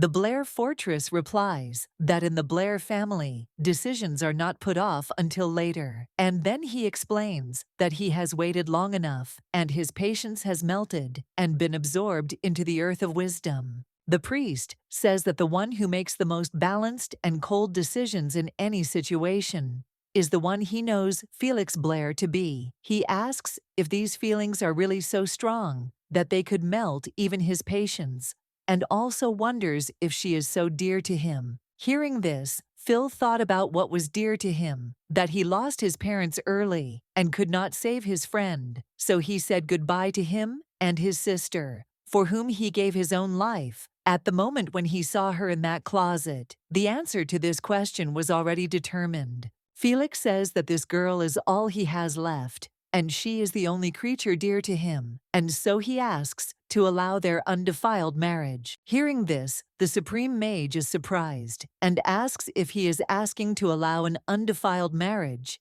and then asks if he heard him correctly. The priest turns to the young master and says that just think about it. The reason why the head of Blair got to the land of wisdom so quickly is to marry this young girl, but the only good thing is that she is the daughter of Noose. The man offers to listen to what she has to say and then claims that she has a say in all of this. Cheryl says that if she didn't have it, she wouldn't have dared to ask them to get together. The priest says that she's only 14 and asks how she knows whether Blair is right for her or not. The high priest says that he is sure that she will one day deeply regret making the wrong decision at a young age because he believes that she can find someone better in the future, and therefore he will ask again if Felix Blair is really right for her, Cheryl Noose. The girl replies that she doesn't know, but she knows one thing for sure, that his lordship is all she has.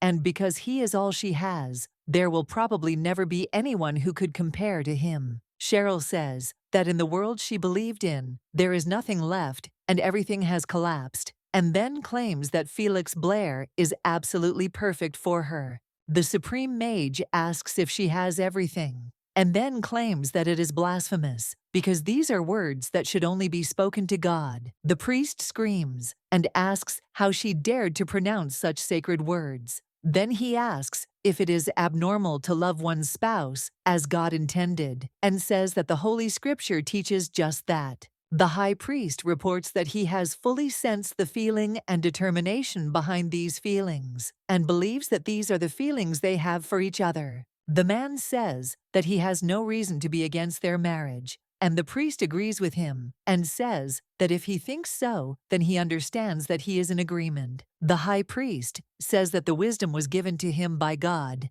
and he allows the marriage between Cheryl Noose and Felix Blair. He says that they rose from their seats and strengthened their commitment to each other by the breath of God. The priest tells them to confess together, because their devotion to each other is to their only God. At this time, the main character felt the wind and believes that this feeling is familiar to her when it wraps around her fingers. The girl remembers that she remembers how her brother hugged her, and the soft wind hugged them. And she thought that if she could, she would like to share this wind with the head. Felix turns to the girl and then takes her hand, and he thinks that he is giving her all of himself and believes that he will understand her decision and will act in accordance with her desires. The high priest says that they have been given the privilege of being a part of each other's lives and offers to show him a symbol of their devotion. Hearing this, the main character thought that she had never heard of such a thing and did not understand what she should do now. Felix saw a surprised Cheryl and told her not to worry, and then took out a box containing 2 wedding rings. The young gentleman says that she can put a black ring on him. She asks if he will not put another one on.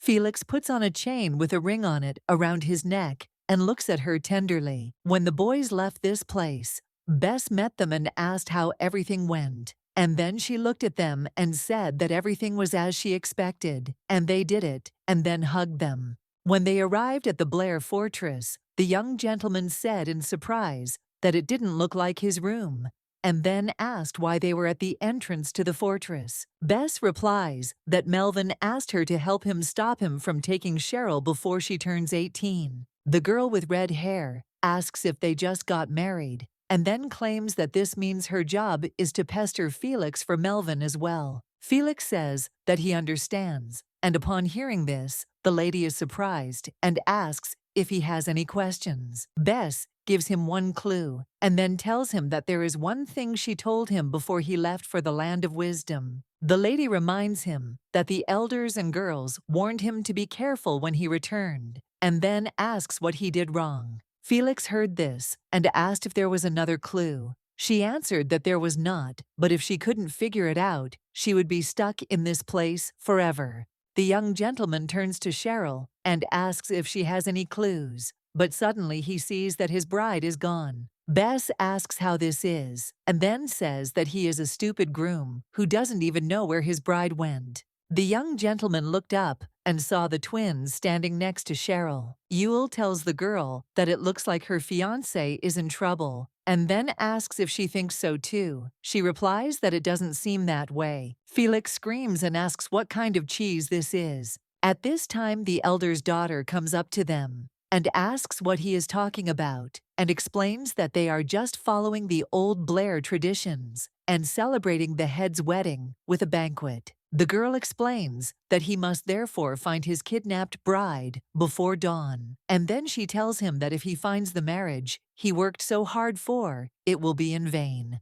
Daughter takes the girl and suggests that the twins take care of the rest. Felix turns to Cheryl and claims that he will find her quickly, and then suggests waiting for him a little longer because he will find her quickly. But suddenly the twins blocked his way with swords, and they say that if he says so, then they will suffer. The young gentleman says that it is obvious that he is the only one who will suffer in this situation. Isaac says that Kylie said that a small scar is normal, and Bess said that everything is okay as long as he is alive. The twin asks why the gentleman should not accept their sincere congratulations on his wedding. At this time, Kylie asks Cheryl if she is worried. The girl replies that this is the day that brings joy to everyone in the Blair fortress, and therefore believes that there should be no worries. She assumes that it should not be difficult for his lordship either. The lady hugs the girl and says that her ladyship is a very kind child. Hearing this, the girl was surprised, and then said that Kylie could simply call her Cheryl and address her informally. Kylie says that she really likes her, and therefore thinks that she is incredibly dangerous for her heart. The main character looked down and saw that the twins were fighting with the Phalo. The lady asked in surprise what they were doing. Isaac, when he saw the lady, greeted her, and at that time the young gentleman took advantage of the moment and knocked the sword out of his hands. Kylie says that Isaac has pulled himself together. The guy asks if she is serious, and then asks if she can tell them apart and says that he is Ul. The twins' brother comes up to him and asks what he's talking about, and then claims that he's Ul and his brother is Isaac. He tells his brother not to joke around, and then an argument starts between them. Kylie looks at the guys and says she shouldn't have put those clowns on the first line of defense. The girl asks if there are any more. The lady replies that of course there is, as they must be sure that the groom receives his bride as late as possible, and then tells the young lady that there is something she will need to do. Cheryl asks if this is a Blair tradition. The lady replies that of course it is a very important tradition. At this time the young gentleman passed the first level, and then he was met by a crowd of Ryabyats. They say that they need to block the path so that the leader cannot pass. Seeing them, Felix thought that these children were from Blair Fortress. The boys scream and say that they must attack the master and then attack him. The elder says that it is already very late, and he almost gave up his position as elder to his daughter while he was waiting. Felix sees an empty wine barrel and asks the guards how long ago the elders opened the alcohol warehouse. One of them replies that most likely yesterday morning. The young gentleman thought that when such a joyful event as today takes place in the fortress, the elders will not move from their place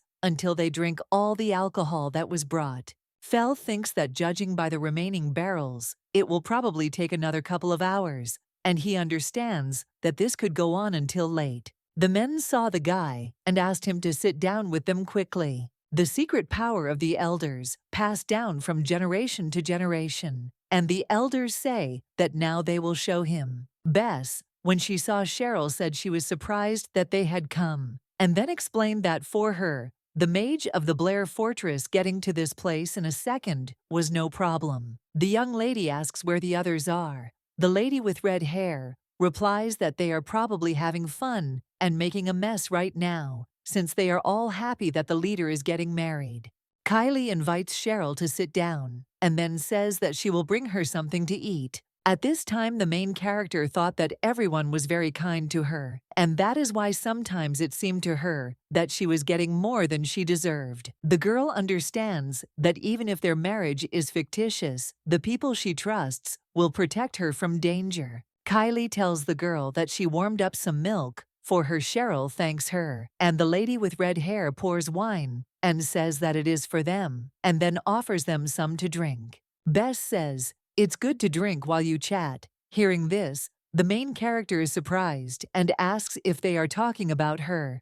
Kylie replies that this is exactly it, and then explains that if you follow the tradition of the Blair Fortress, and while the groom is trying to get the bride back, the bride should tell her friends how she fell in love with the groom. The girl is asked to tell them about this, and is also interested in what made her fall in love with their leader. At this time, the main character felt confused, and Kylie suggests that she not worry because for Northern girls, trust is as important as their lives, and then she claims that it is confidential. The ladies claim that they will treasure Cheryl's confession forever. Blair. At this time, the main character thought about what it seemed to her, because they think that they are in a real relationship with the head, and she understands that even if this is so, she wonders if the elders and everyone else are the same. Kylie drank some wine and then says that it is cruel to force her to reveal the good side of the chapter. Bess says that even if he is her friend and master, she does not want to talk about him, and then says that he is so boring. The lady with red hair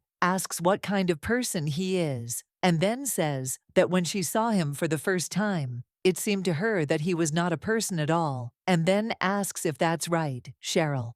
The young lady agrees with her and says that, to be honest, when she saw the chapter for the first time, his facial expression did not change at all. The girl says that he is very tall, and that is why it seemed to her that he was simply wearing a human mask, and it was as if he was a sculpture made of all the magnificent things in the world. The ladies agree with her, and within a few minutes, ask in surprise what she is talking about. Kylie asks if she liked his appearance right away. She says yes, and to be honest, other than that, she doesn't know anything else about him.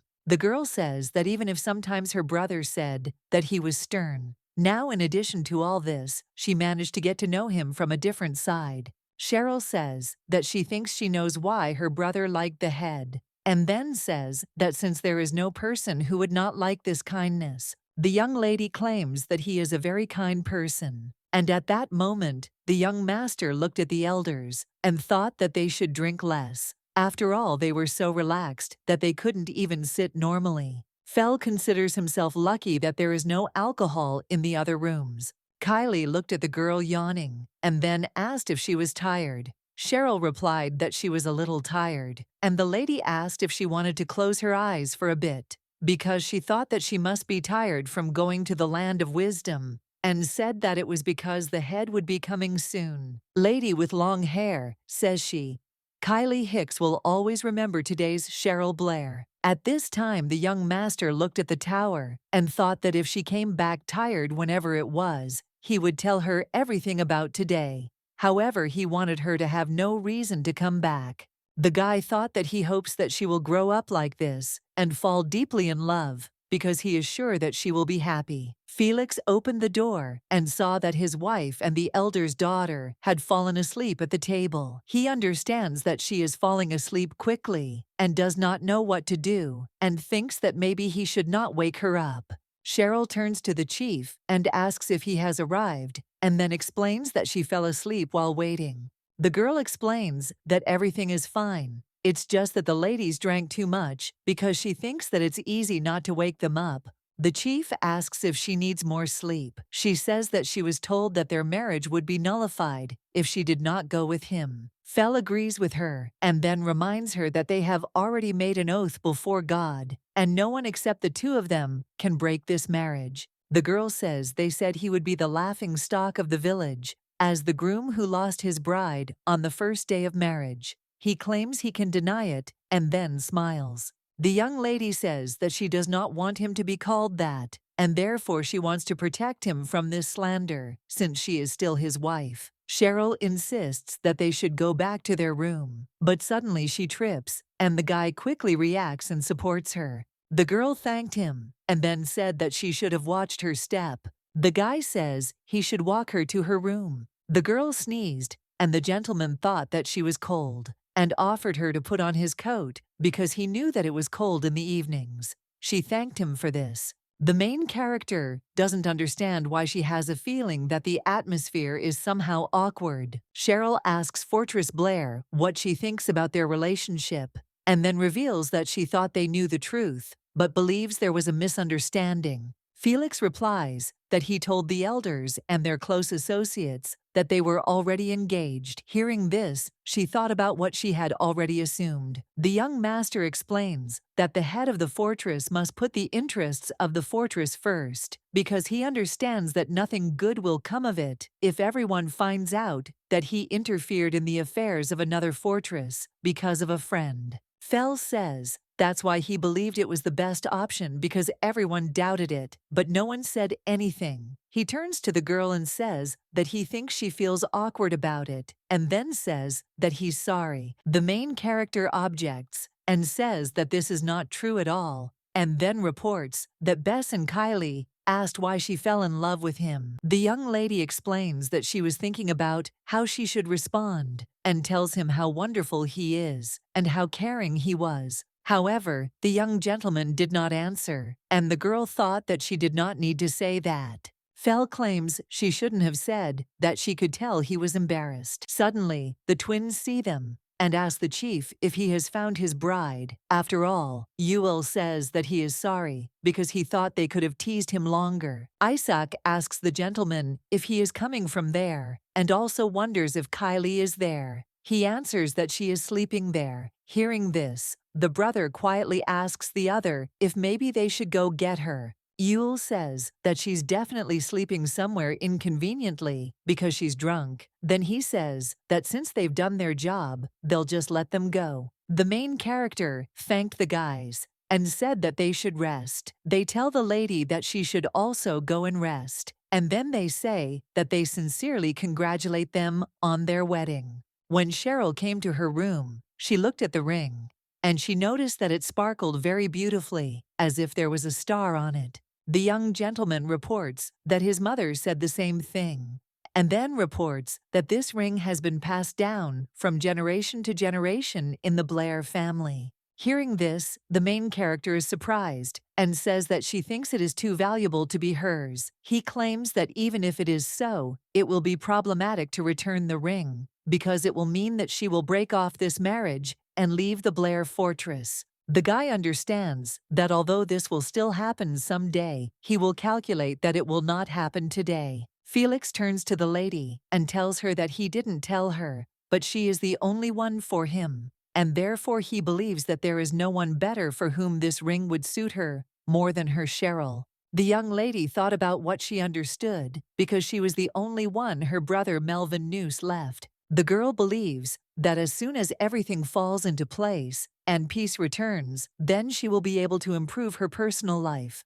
The main character says that she will keep it with all her heart, and someday she will return it to him, because she is sure that she will be able to return this ring with a smile on her face. The guy says that when that day comes, he will also gladly accept it. Cheryl says that she really had fun today because now she knows that everyone in Blair Fortress is fun and good people. The young gentleman says that he is glad that she thinks so. Fel says that now he can return this scarf to her and thank her for lending it to him. The girl leaves and suggests meeting in the chapter tomorrow. In the morning, the main character opened the window and thought that a week had passed since she married the head of Blair, and they held their wedding banquet in this place. And she also thinks that everything is fine with her, and she has almost gotten used to living there. Cheryl realizes that she can now do her own hair and has also learned to tie bows very well. Suddenly, the girl saw raw meat on the floor, and she doesn't understand why it's lying in this place in front of her door. When the main character came to the kitchen, Phil greeted her. He was just preparing breakfast, and the lady offered to help him. The young lady asks if Mrs. Bess will have breakfast later. He replies that she will come late because she never wakes up on time. The girl says that if you think about it, he also mentioned that they were staying in the temple overnight and asks if that was true. He replies that she said it right, and that's why he warned her that they needed to leave early. The young gentleman offers to eat, and the girl agrees with him. But when she looked at the plate, she saw meat and then was surprised. Phil asks if she has an appetite. She objects and says that it is not so, and then asks if he cleans the fortress himself since there are no servants there. The guy says that he cleans all the rooms and offices himself. The girl asks who cleans the corridor then. The leader apologizes and then explains that he needs to clarify something about that day, and then states that it is not worth worrying about. Anyway, he says that he is more interested in finding out what she has planned for today. The main character explains that she will simply clean her room and then go for a walk. She also wants to feed the animals in the fortress, including the dogs that go hunting with them. Felix reminds her not to forget to read at least one book because he thinks that she is still at the age when she needs to study. The young gentleman claims that she needs a break from recent events, and so he will hire her a good teacher who will teach her the basics. The guy looked at the girl and said that she can't avoid it, even if she makes such a sad face, because he is sure that she needs to know the basics. However, he thinks that it is such a relief. The leader explains that people tend to hate studying, and he is talking about all the children. Then he says that he will go and wake up Bess and asks if it is okay if he leaves first. The main character says that he can leave the plate because she will clean it up, and when the guy left, she thought that she was being treated like a child again. Cheryl thinks that in recent days, the leader has been acting like a strict teacher, but she understands that they still took vows as a married couple in the temple, and at the same time, understands that it was not real. The girl became curious about what was going on between her and the boss. When the main character was feeding the dogs, the twins saw her. They were surprised and said that their mistress came first. Yule says that seeing this bucket, you can tell that she prepared a feast for these guys. The girl says that she has already walked and this is her last stop. Isak says that it was somehow a coincidence because they also came here to clean up. The dog became closer to the girl. She asks what is wrong with him, since she is sure that he is not hungry. Ewell says that he thinks that the lady will not be able to join the knightly order of Blair. She asks why, surprised. The guy explains that to join it you need to have at least one scar from their bite. The girl asks in surprise what he is talking about. The gentleman explains that this is the so-called initiation rite. Isaac explains that they can chase her and bite very hard if you make fun of them. And his brother says that it would be very painful even if they bit through a thick layer of skin. Cheryl, surprised, asks if they are taking good care of them. The twin explains that they have no other choice, and there is no animal that would search for monsters better than them. Isaac says that they really like the monsters, and then says that he is talking about hungry monsters. Hearing this, the main character remembered her uncle's words that the monsters left nothing behind, and that they ate everything from Melvin's corpse. The twins saw that the young lady's face had changed, and then asked if she was okay because she had turned pale. Cheryl replies that everything is fine, and it is time for her to go first, and then quickly leaves.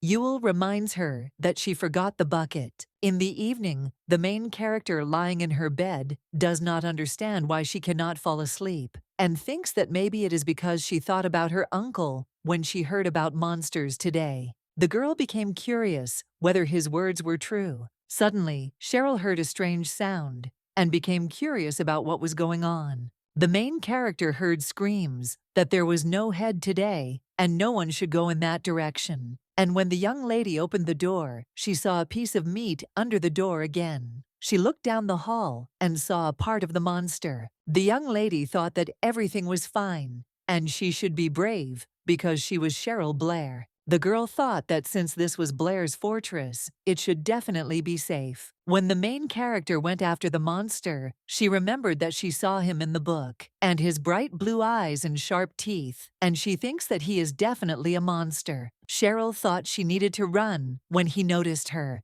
The twins were guarding the territory at that time, and noticed that someone was running, and in the distance, they saw a small silhouette. Isaac asks the lady in surprise what happened, and then says that it is very cold outside, so early in the morning. Cheryl screams and says that there is a monster in the fortress, and she just saw it in the hallway. The gays looked at each other and said that this was impossible. In the morning, Kylie came to them, and the main character explained to her that she saw a monster. The elder's daughter says that she thinks the girl met this child. The main character looked at the lady in surprise. Kylie explains that even if she said it was a child, it was still a monster, and it was a species called a griff-clave. The lady takes the book and says that it says everything about the monsters that live in the north. She says that Cheryl's classes start in a couple of days, and therefore thinks that it is possible to start earlier. The main character says that a good teacher is Sister Kylie. Hearing this, the lady was surprised and asked if the head said so. Kylie begins to explain to the girl that the griff-clave is a monster that represents the north, and they are easy to find in the northern mountains. Monsters usually live in packs due to their need for socialization. They are also nocturnal. It is said that the sight of a flock of griff-claves flying with large outstretched wings is very beautiful and amazing. Cheryl reports that the one she saw had no wings. Lady replies that when the leader brought him, he already had no wings, and she also doesn't know anything about what happened to him. And since he now lives in the fortress, he is their friend. Kylie says he leaves a piece of meat in front of his door every night and finds it interesting. Isaac asks if he wants to be friends with the lady, since he shares his food. The lady says that this makes sense, and at least they can assume that he has a positive attitude towards Cheryl. Ewell says that even if that's the case, the leader should know more about this monster than anyone else.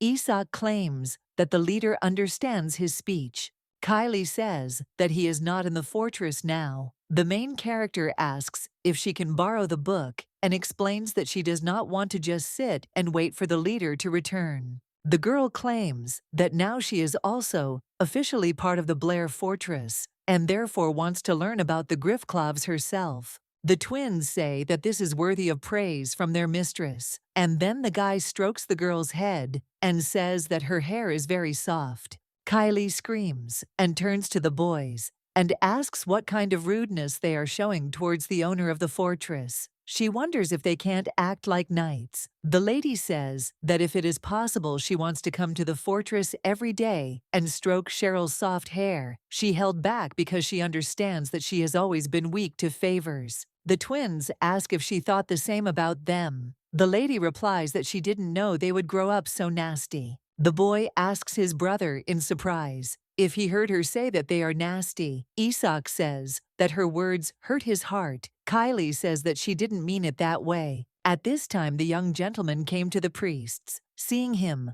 the Holy Father asks if he is not a Blair, and then says that he heard that the gentleman got married. The priest explains that this is all they talk about, and also says that they have a very romantic relationship. The man says that even if the king has no feelings now, it is more noticeable than ever, and he holds his head all day. Even as a Blair, he could not do anything about it, and thinks that he must have been in a hurry. Felix replies that he was in no hurry. The gentleman asks the chief if he was embarrassed. The priest says that he never thought he would see him embarrassed, and then says that now after this, he will be able to live a long life. The man says he heard that the gentleman changed his schedule. He replies that this is so, and explains that it is so, that he can return today. The priest asks if the gentleman wants to return Blair to the fortress, and to his wife Phil, replies that he is worried because he left her alone. And at that time, he thought that while he is not there, he does not know what will happen to Cheryl, and therefore begins to worry. The young gentleman thought that it was unlikely that something would happen, since they were active at different times. But he understood that if Cheryl met him in the corridor, he had to explain it to her. Felix realizes that even at first, it is difficult to accept the truth. The man in the white jacket asks Phil if he is the head of Blair. Then he smiles and says that he is as silent as usual. The gentleman says that he has almost forgotten the most important thing, and even if it is already late, he congratulates him on his marriage. Felix says he doesn't think it's worth congratulating, especially from him, Noose. Hearing this, the man smiled and asked why he was telling him this, and then said that now that Blair is here, he is like a son-in-law to him. Fel was indignant when he heard these words, and then reached for his sword. Carl reminds him that he forgot that weapons are strictly prohibited in the land of wisdom, and then says that if he had a weapon, he would do anything, and thinks that this is a pity. Uncle asks how his Cheryl is doing, and also asks if she is eating well. He says that he is still shocked that a person who behaved like a child became the mistress of Blair Fortress. Carlos says that he always worries about whether she treats him well and whether she will tarnish the Noose name. Then he says that since Cheryl is calmer when she is in trouble, she must be better off than he thought. Hearing this, the guy turns to Carl and says that he doesn't like it when strangers talk so freely about his wife. The man explains that he is not sure he understands, and then claims that he stole a small child to take her as his wife, and asks if it was not done instinctively. Felix heard these words and got very angry, and then grabbed the man by the collar. Carl asked what the head of the monsters wanted to do, and then asked if he was satisfied with his niece. Fel tells the man that he better be careful not to offend this monster again. Uncle claims that this will not last long because he believes that the day will come when he will be recognized as the official head of the Noose, and he believes that it will not be long. At this time, the girl sitting with the dogs reads a book about how the griff-claves do not expel the weak from the pack, but on the contrary, they distribute food and live together. The main character says that now she understands why they behave this way and thinks that maybe that's why he gave her the meat. The twins turn to the lady and say that she studies hard and thinks that she can become a professor of monster studies. Isak asks the lady if she has learned anything interesting. Cheryl replies that she feels like the cub perceives her as the weak link in the pack. Isak says he can think that because the lady is so small and cute, and his brother claims that's why he helped feed the pack members he considers weak. The twins ask if they should thank him. The girl thinks that the griff-claves like this and calls it a great idea. The girl asks the knights if there are any dried fruits in the fortress. When the young master returned to the fortress, he immediately went to the monster. He apologized for suddenly looking for him in his room. Phil explains that he came because he wants to tell him something, and then says that last night he brought Mrs. Noose here. The young gentleman says that the lady is active at different times than he is, and therefore believes that they will not be able to meet. However, since she is part of them, he asks to take care of her. The monster lying in bed remembers that he took care of the young lady, and also that he brought her a piece of fresh meat every evening. The little monster went out to visit the lady, and as it turned out, she met him and gave him a basket of dried fruits. He tried it, and he really liked it. The main character thought that she pleased him, and therefore was happy. He offered her fresh meat, and the girl refused it, and explained that she ate boiled meat. Bess asks Felix what the plan is now. He suggests they first make a schedule as early as possible. Fel apologizes for calling her so early in the morning. She replies that it's okay because she understands that the situation is urgent, and then suggests that they continue their conversation from yesterday first. The guy says that Noose went to the Land of Wisdom during the wedding ceremony, and he noticed his magic there. The gentleman says that when low-level magicians, who are not even responsible for the heads, use such magic, he believes that it cannot be that the temple does not know about it. Bess says that the priest definitely approved of Noose's presence, and then says that seeing that Cheryl is safe, then the bastard's plan seems to have failed. The lady asks what is more important, what prompted the high priest to help this scumbag. In the fortress of Tillman, the land of fire, the birthplace of the priestess, he aimed for the place of the next king of wisdom. Fel reports that this is being talked about in all the fortresses lately. Bess asks in surprise if he is talking about the priestess, the high priest's wife. The chief explains that a few years ago the previous chief of Tillman died suddenly, since he had no children, and people assumed that one of his 3 siblings, who were the chief's nephews and nieces, would take his place. As expected, the second nephew who succeeded in the power of fire took the place of the head. Not long after the youngest niece, Dora Tillman, was chosen as a priestess, and the current high priest took her as his wife. The gentleman says that there is very little information about the eldest of the 3 children. There is also a possibility that he is secretly plotting something. Phil says that of course there are a lot of questions about the death of the former head, and since they seized power in the temple, people are certainly worried. The lady says that there is a high probability that the high priest is helping the priestess and the fortress of Tillman. And also, these people helped Noose become the head, which means that he will get the right to vote in the election of the king of the Land of Wisdom. The leader says that Noose's position is still temporary. Then he says that if he wants to be officially recognized as the leader, he must train his wind power and must find Noose, who disappeared after Melvin's death. Phil says that he can only wait until he can demonstrate the power of the wind, and believes that this is a problem that can be solved in time. After all, he understands that if this is the case, then finding the missing magician is his most important mission. The guy says that since it will be easy for him to attract people who served the previous head to himself, the girl says that she just had a report for that reason, and then says that she thinks she found the location of the Mage noise. Logan Greer's magic yesterday. He says that this is the land of Revy's time, where tourism and entertainment are more developed than in other fortresses, and at the same time, it is the most criminal city. The lady with red hair says that even if it is weak, it is definitely his magic, and she thinks that he probably hasn't used magic for a long time, so that he wouldn't be noticed. The girl suggests that maybe he was in a situation where he had to use magic. Felix says that they need to prepare and suggests leaving tomorrow morning. Bess tells the chief that he is moving too fast and therefore thinks that Cheryl will get tired. Suddenly, the main character opens the door and says that they have already decided, and then asks when they are leaving. Bess explains that she called her Cheryl, explains that Bess introduced her to the essence of the matter, and that's why she feels that she should definitely go with him to Revy.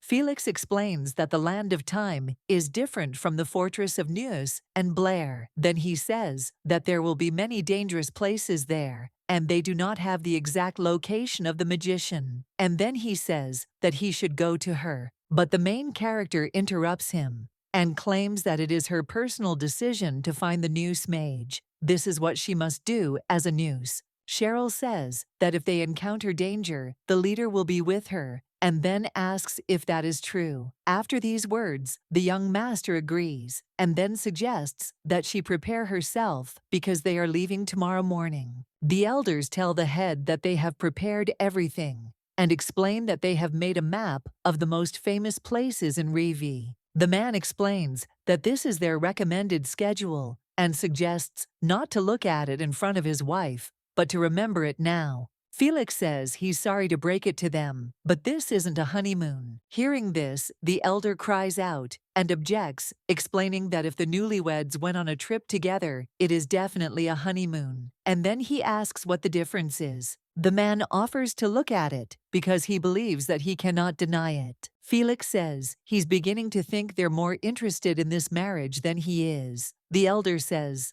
of course they are. The young master says that he feels that the elders have no reason to be interested in this. The man explains that it is simply because they have been watching him since he was a little boy. He then goes on to say that he has overcome his pain and has become a good person, and that he has not lost his ability to appreciate things. The elders claim that he did not turn away from his friend when he was in trouble, and even had the courage to help him, and therefore they cannot help but respect such a character of the head of Blair. Felix tells them not to tell him that they already knew the reason he got married. The gentleman claims that it is their leader's choice, and therefore believes that it does not matter what his worldview is, because they have no reason to disagree. The leader thanked them, and then explained that he actually knew they would support him. The gentleman turns to the guy and says that, to be honest, the head has been very busy with work lately, but this time he is only going to return the mage noise,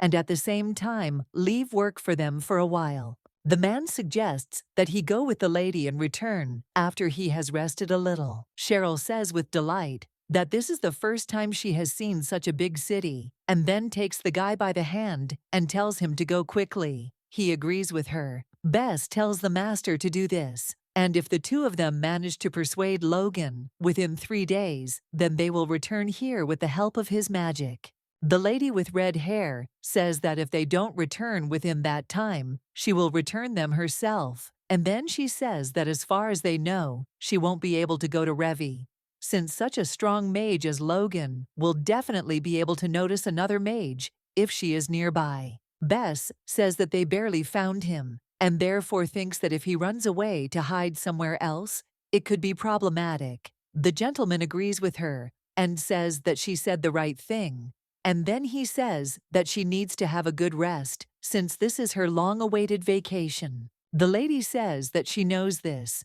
and therefore will not move a single step from her bed, and then turns to Cheryl and wishes her a good trip. She says that the girl is safe as long as she stays close to Felix. The main character assures that she will definitely be next to the head. Hearing this, the lady says that this is great and therefore will send them on their way right now, and then suggests that they do not forget to focus not only on work, but also have fun. Felix says that they should change their names first. Hearing this, the girl was surprised, and he explains that the heads initially had to go through a legal process to get into another region. The guy says that since they came here today, quietly hiding the fact that he is the leader, they need to go in secret so that there are no problems between the fortresses. The girl asks what she should call him. Then he says that she can call him whatever she likes. The main character thought for a while and then said that he was cute.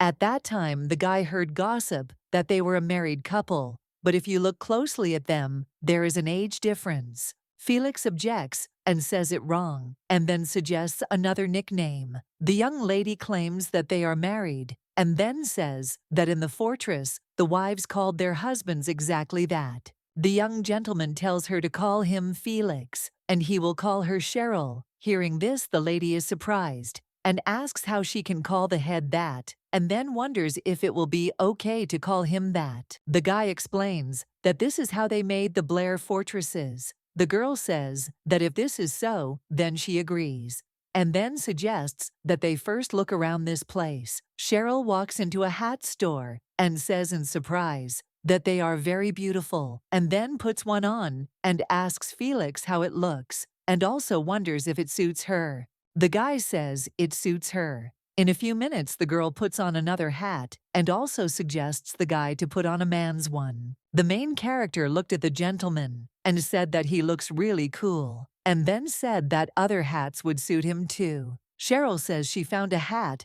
that would fit Ted. Hearing this, the guy asks in surprise who Ted is. She replies that if you think about it, she never told him about him. Young lady explained that Ted June is Logan's student, and they are the same age and probably the same height, and he also has beautiful sky blue hair. Suddenly, the main character heard screams that a thief had stolen the goods and he had to be caught. The thief ran so fast that he knocked the girl down and also fell down himself. The gentleman asks the lady if she is okay. Suddenly, the main character sees the guy, and at that moment, he looks at her and calls her mistress.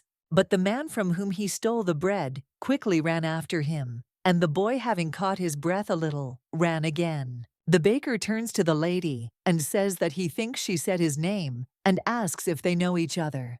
Heard this, Felix suggests that he wait and talk to him about it. In the evening, sitting in a cafe, the girl looks out the window and says that it suddenly became so snowy. Fel says that perhaps he will stop going tomorrow morning. Cheryl talks about what happened this morning and then thanks him for paying for the bread. The guy says everything is fine and then asks about the thief today. The main character explains that she is sure it was Ted. June is also sure that he recognized her too. The young lady says in surprise that she could not imagine that he would steal bread, and therefore thinks that he must be in a difficult situation, since it is difficult for him to find food. Felix tells her not to worry too much because the fact that Logan's student is in this city means that he is definitely there with him, and that means that they will soon be able to meet him. A young gentleman turns to a girl and says that he heard that she has become close to a griff-clave. She says that this is true and then asks if he told him about it.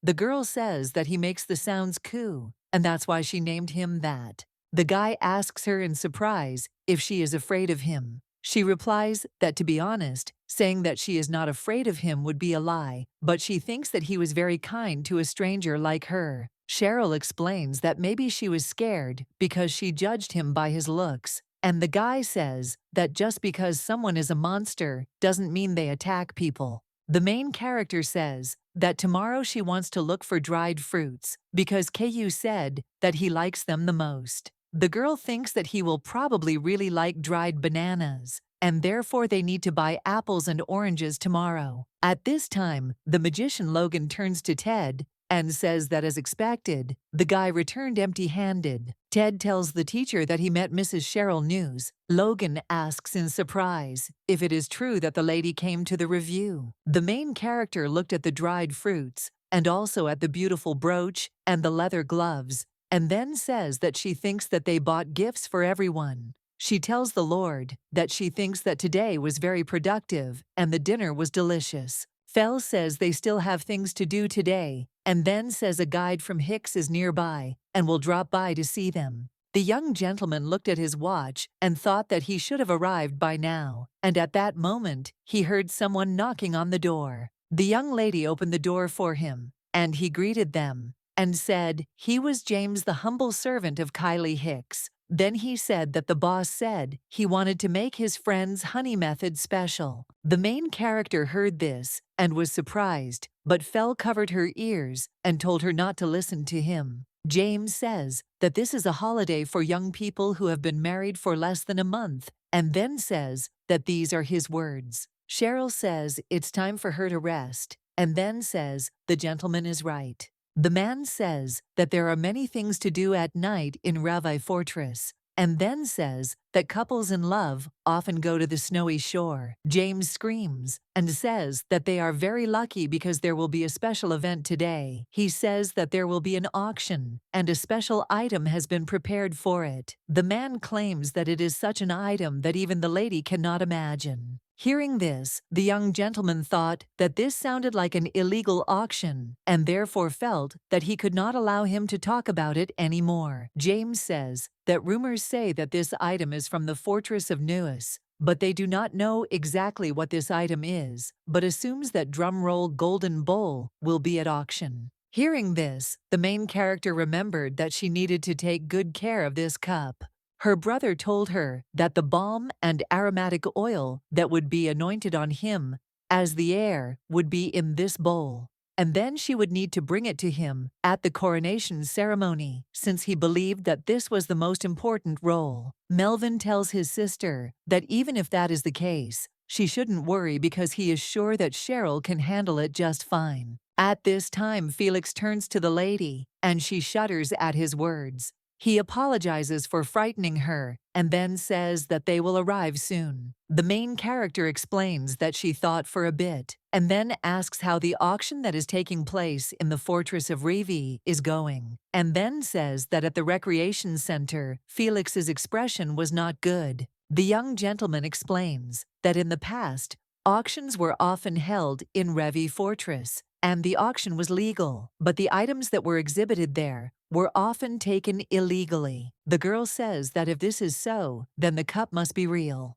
Phil claims that this is what Melvin gave to the Mage, and so he thinks that since the Mage is now wandering around Revy's fortress, this story seems very likely. However, they still don't know how the cup ended up at auction. Cheryl says that as expected, they will be able to find out about this if they meet Logan in person. James informs the guests that they have already arrived, and then says that he will open the gate and suggests that they wait for him a little bit. Felix says that even though it is not uncommon for a mage to have an apprentice, he did not know that Logan had one. She explains that her father brought Ted to the fortress. The main character says that the magician didn't like the student. The girl remembers that when she was little, Ted gave her a bouquet of flowers. She says with delight that the flowers have blossomed again, and therefore believes that Ted's magic is as incredible as usual. The boy explains to the lady that he is not sure about this, because even the teacher said that this is a basic skill. Cheryl asks the guy if he wants to take a closer look at it. Then she says that no matter how much she waters it, the plant will wither. The girl says that thanks to his magic, this flower gained beauty. The main character claims that Ted June is a very great magician, and at that moment, she saw that his face turned red. The young lady asks if he is shy, and then she smiles and says that he should not be ashamed of what he does beautifully. At this point, Logan asks Ted how long he's going to stand there like a pillar. He reminds him that the guy said there was a mistress in this place. The magician says he's sure she came looking for them after they traced the spell he cast on the cup. Then he says that if you think about it, it's amazing. Logan screamingly tells the boy that if he met the lady, then he should have taken her to them, and then asks how he could just run away. He says that boy only disappointed him. The magician tells him to forget because he thinks that there are bigger problems than this, and thought about the need to urgently take the cup from the auction because it will start soon. The man greets the guests and then announces that he is hosting the Revy auction again. He says that he sees that there are more people today than before, and then asks if they may have heard about the rumor. The gentleman says that enough words as he is opening the auction. The host says that the first lot is a damaged sword that supposedly belonged to an ancient nobleman, and then names the price of $750,000. However, no one offered a higher price. The young gentleman asks Cheryl if she wants any of these things, and suggests that perhaps it could be a bowl of aromatic oil. The girl replies that she doesn't even know how much it might cost, And moreover, they don't even know whether it's genuine or not. Phil says that if she ever needs anything, she should not hesitate and tell him. But the young lady assures that she is fine. And at that time she thought that if suddenly the cup is real, then Logan might come looking for it. And in that case, Ted too. The host suggests that they pay attention to an object that was secretly brought from the north. And then he says that some already know what it is about. He says that if anyone here knows the head of Blair, then let them keep it a secret. The man takes off his cape and says that this is the egg of the northern monster, and it will hatch in a month. The gentleman says they will have enough time to hold at least 5 more banquets to show off this warm egg. The host says that if they are nearby when the monster hatches, it will follow them their entire lives, and then he names the price of 1 million. Hearing this, Felix thought that it was impossible that the existence of such a monster would have such an effect on people, and believed that he was really talking complete nonsense. One gentleman screams and says he is giving 5 million. Fel says they have 5 million, and he is interested in whether there will be more. But suddenly the egg began to grow larger, and the young gentleman remembers that he said that it would hatch in a month, and at that time, a monster crawled out of the egg. The surprised aristocrats screamed and said that the monster suddenly grew, and then chaos began because everyone was scared, and everyone wanted to run away at the same time. The girl saw that Fel wanted to go somewhere, and then asked where he was going. The young gentleman answered that he would be back soon, and suggested that she hurry up and go to a safe place. At this time the monster grabbed the man, and he screamed and asked for help. Felix, without wasting a minute, quickly climbed onto the monster's head, and then pierced him with his sword. The man looked at the monster in surprise, and asked if he was dead. Suddenly he saw that the monster was moving, and then screaming. He turned to the master and asked him to finish him off, and said that he would pay him as much as he wanted, and therefore suggested that they hurry. Fel says that as far as he understood, nothing happened to the mouth, and then says that he doesn't even imagine how many people he put in danger because of his greed and arrogance.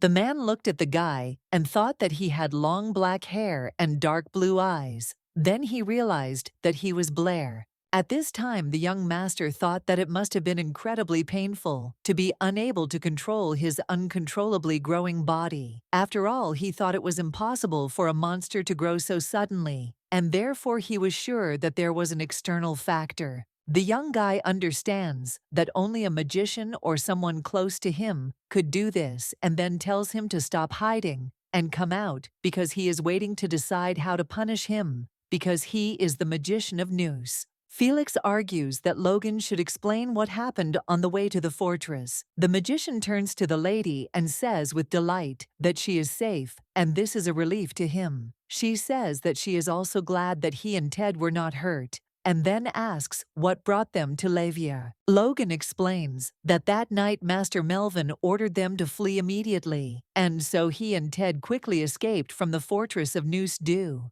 to a sudden attack by unknown knights. The man says he's sorry he couldn't fulfill his duty as a fortress mage. The girl assures him that everything is fine, and then says she's sure it was hard for them in an unknown place. The magician smiled and said that there was lawlessness everywhere. A pickpocket touched his bag, and it turned out that he had stolen a bowl of aromatic oil. The man explains that she was lying among the things that he had hastily collected with him when he fled from Noise. Logan says that luckily he was able to find her because he cast a tracking spell on her, and so he thinks that everything worked because he was able to meet her in this place. Cheryl says that the spell he used at the auction seems to her like it was too much. The main character says that even if it is a monster, doing something like that to someone who hasn't even been born yet is terrible. The magician explains that he would have been turned into a scarecrow immediately after his birth anyway, and so he merely led him to his inevitable death. Logan says that it is more important that he found the cup because he believes that it is still as valuable as he is the fortress mage. After all, he understands that, in any case, since they came for them, all that is left for them to do is return to their beloved fortress Noise. The magician suggests that they set out on their journey without delay and then follow him. The main character says that they cannot go to the Noose fortress now and then apologizes. Logan says he thought it was all just rumors when he saw them and asks if it was true that Mr. Melvin. But suddenly he asks Ted, how dare he eat in such a situation? Cheryl says that they had a hard time, and she thinks that he should eat a little and offers to eat. The gentleman thanks the lady for understanding. The young lady turns to the boy and offers him to eat more, as she understands that he needs to gain strength. Ted tells the lady that he doesn't understand why he ran away right after he saw her, because he thinks it was a wonderful meeting, but he was so ashamed of stealing bread that he decided to run away. The guy says that even if he had been more careful with his luggage, the cup would not have been stolen, and he believes that all this is due to his incompetence. Cheryl tells the boy that everything is fine, and then says that she can't do more for him now and everything is getting worse, and asks if he is upset. The girl says that they were able to meet again, and that is enough for her, and that is why she still believes that Ted Jun is still the same great Noose mage. Hearing this, the guy was surprised, and then turned to the lady. However, she interrupted him and said that dessert would be brought soon, and then asked if he would eat it. The guy replied that he would eat it with pleasure. Cheryl gave the dogs some meat and told them not to rush because they still had some left. The girl says that while they were gone,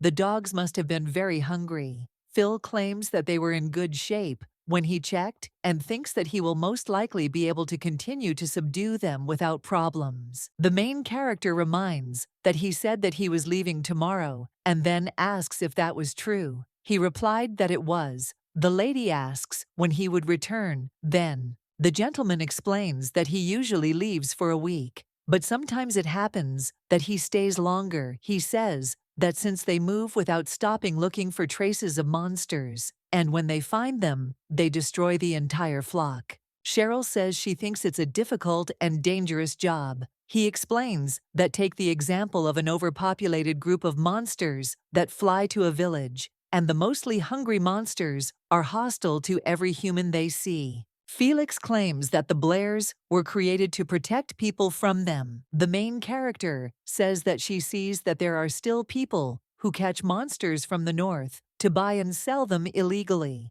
and he agrees with her and says that he knows about it. The girl claims that the monster from the auction looked like it was in excruciating pain. The young gentleman explains that people know about the danger of monsters, but still use them for show, and because of this, it becomes more difficult for people and monsters to live together. The young lady says that she realized something when she saw Q, and then claims that he offered her his protection, and he was very happy to receive a small gift from her. The girl says that she is sure that they have feelings and are capable of empathy, but she believes that just because they cannot understand each other does not mean that they can be used to entertain people. Felix says he agrees with her and is glad she feels the same way. She explains that it is because she was trained like Blair's wife. The guy turns to Cheryl and asks if she agrees that he will come to see her. Bess says that if she agrees they can see each other today, and then surprised asks if he actually said that.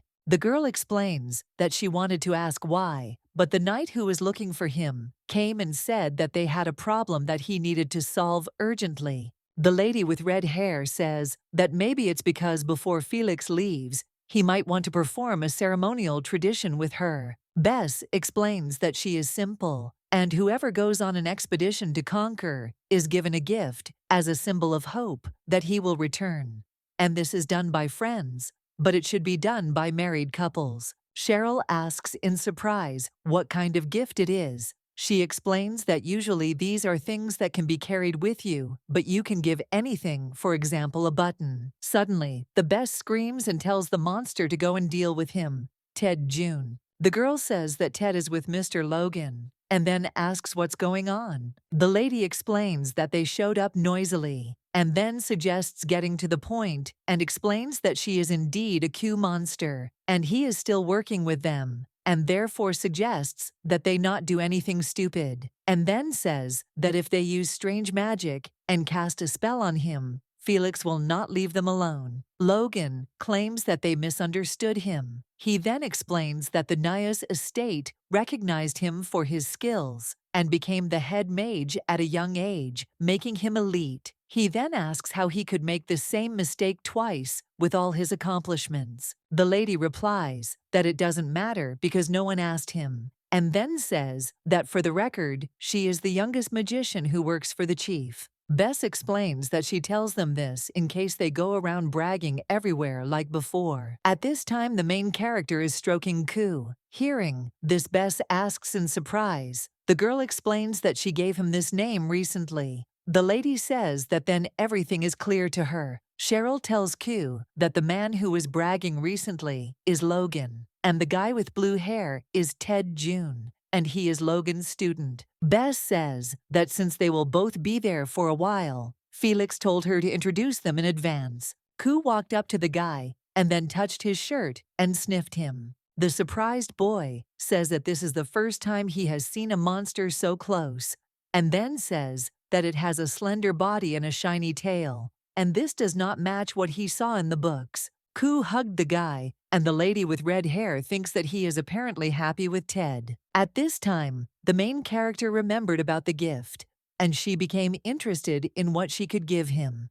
And also, late at night, Cheryl can't sleep because she keeps thinking about it. She remembers that Bess said that it doesn't matter what the gift is, and thinks that the boss Blair is a good person, and therefore he will probably be happy with what she gives him. Suddenly, the girl saw that a gentleman entered her room, and then she asked in surprise if he had come. Felix says he thinks he came late. Then he explains that he wanted to meet her before she went to bed, but he thinks it didn't work out. Cheryl objects and says that it is not so, and then says that she changed her clothes in advance, and then they turn to each other in time. The gentleman tells the girl that she can say what she wanted first.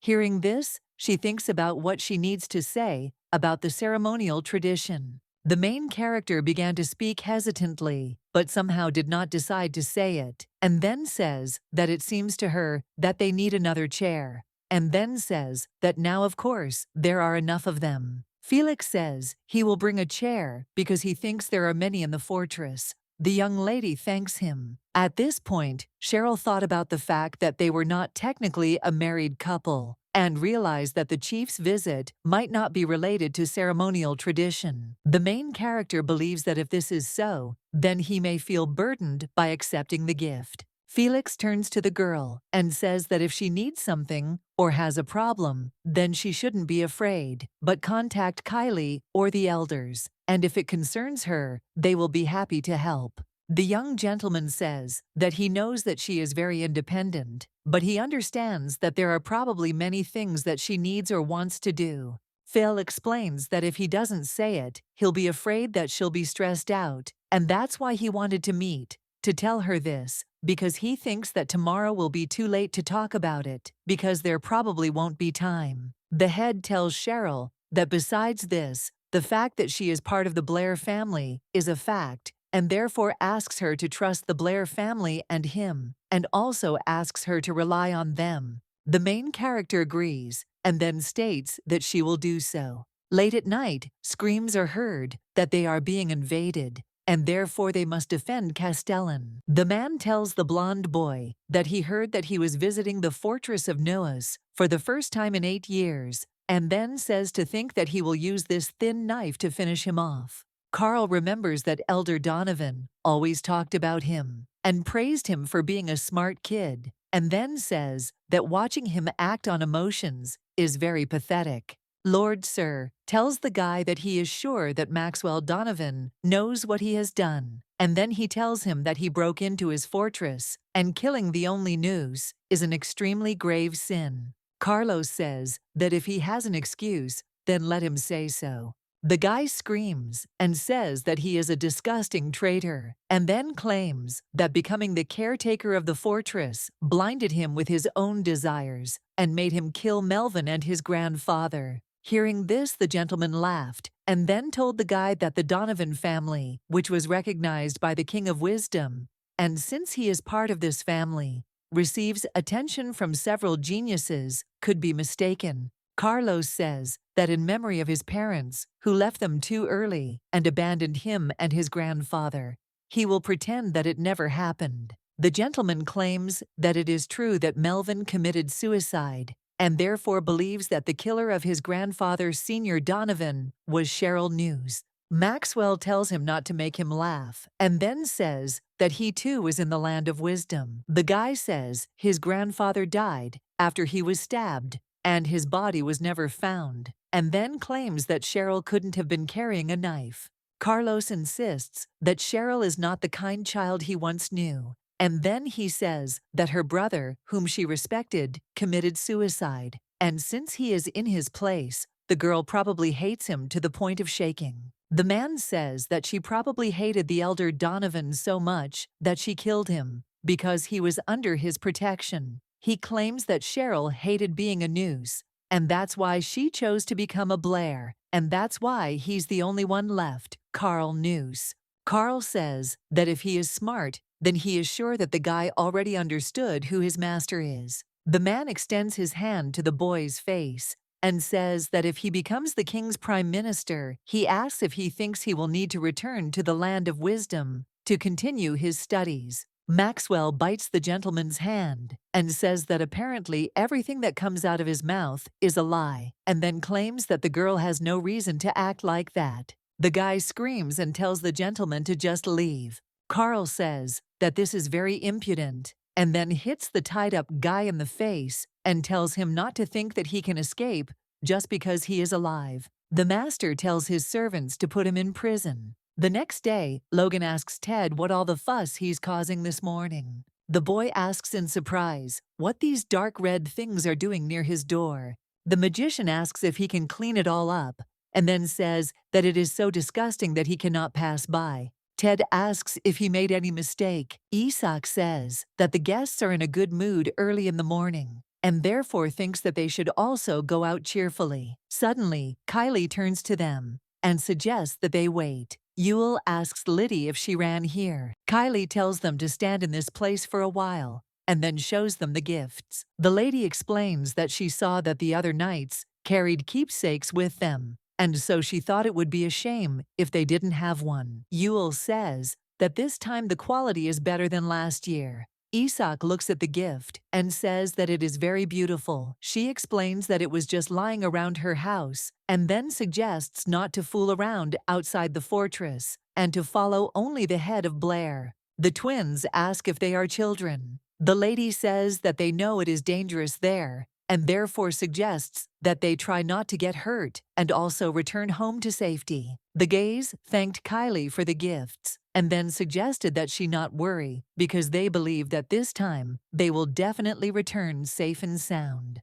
The lady tells them not to forget that this year they must not die because of the monster, because she will finish them off herself. They do not answer that they understand well. The lady claims that she will never forget it. At this time, the main character enjoyed the warm sun rays and the sweet smell of tea, and she thought that she had not had such peace for a long time. Suddenly, the young lady heard her name being called, and when she saw Felix, she couldn't even say a word from excitement. After all, she understands the man against her, but out of nowhere she got a familiar feeling. Cheryl thought that the gentleman was very cold-blooded and handsome. As it turned out, the main character was sleeping, and it was a dream. The girl thought that she must have gone crazy because she was dreaming about the chapter. The young lady realizes that he will be gone for just a little over a week and thinks that she needs to meet him, but she oversleeps. Isak turns to the leader and asks him to guess what it is. Yule says the correct answer is a present, and then points to a brooch and explains that it was given to them by Kylie Hicks, who wishes them a safe return. Isak says that his sister gave them a gift this year too, and then he remembers that last year they didn't say anything about them, out of fear that someone might be jealous, but this year they will brag about them as much as they want. The guy says that in any case the boss probably got something from the lady, and then he looks at him in surprise and asks if he got anything. Felix explains that he didn't tell her about this ceremony. The twins ask in surprise why and also wonder if it is not clear that the mistress belongs to the head and vice versa. The master tells them to get into position because it is time for them to leave soon. At this time, Fel thought that he could not force a child who was just beginning to adapt to this place to participate in the Blair culture. The gentleman believes that their relationship as husband and wife was fixed at the wedding, but it is unclear what kind of relationship this is. After all, if the wife's duty is to perform small tasks, then he does not want to burden Cheryl. At this time, the main character asks Sister Kyle what is going on with the capture. She suggests that she quickly come over because they are going on a journey soon. The leader turns to the knights and tells them to raise their weapons, and then tells them that they are soon heading to the center of the monster territory, and therefore suggests that they not be nervous for a second. Fel asks Bess how her magic is going. She assures him that everything is perfect, and that as soon as he gives the signal, they will be there without delay. She explains that she spent the whole night drawing a circle for this event. The main character looked at the knights and thought that the atmosphere was quite tense, and she thought that the capture was very dangerous because they were so nervous. Cheryl realizes that she has never captured monsters and believes that if this is how she saw it at the auction, then she believes that bigger and stronger monsters can await them.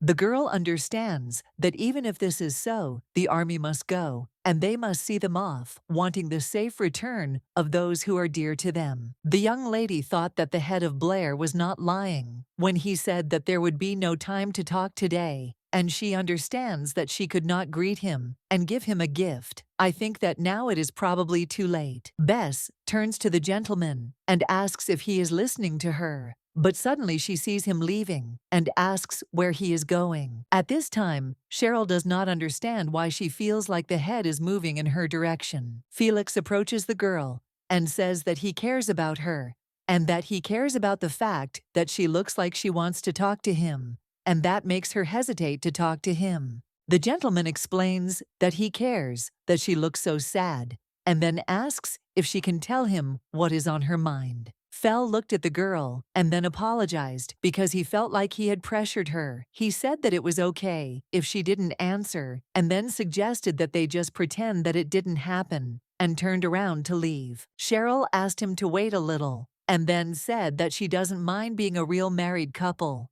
and wants to see how he reacts to gifts. The girl thought that while waiting for his return, she wanted to show the head of her thoughts, and then said that if he gets hurt, she would be very angry. The main character gives him a gift and asks him to return with it safely. She explains that she wanted to say this earlier, but she thought about it too long, and it was too late. Felix took the ribbon and tied his hair with it, and then said that he would definitely return safe and sound, and promised to destroy all the darkness of the north, but in exchange, she must be safe and sound. The gentleman tied a ribbon on the girl's hand and said that it was his gift. The main character is surprised and says that he recently tied his hair with it. He explains that it was a gift from Melvin, and therefore he thought that it would suit her better. Felix claims that he will definitely protect her Cheryl. Hearing this, she blushed and then thanked him. All the residents and servants of the castle came to see the knights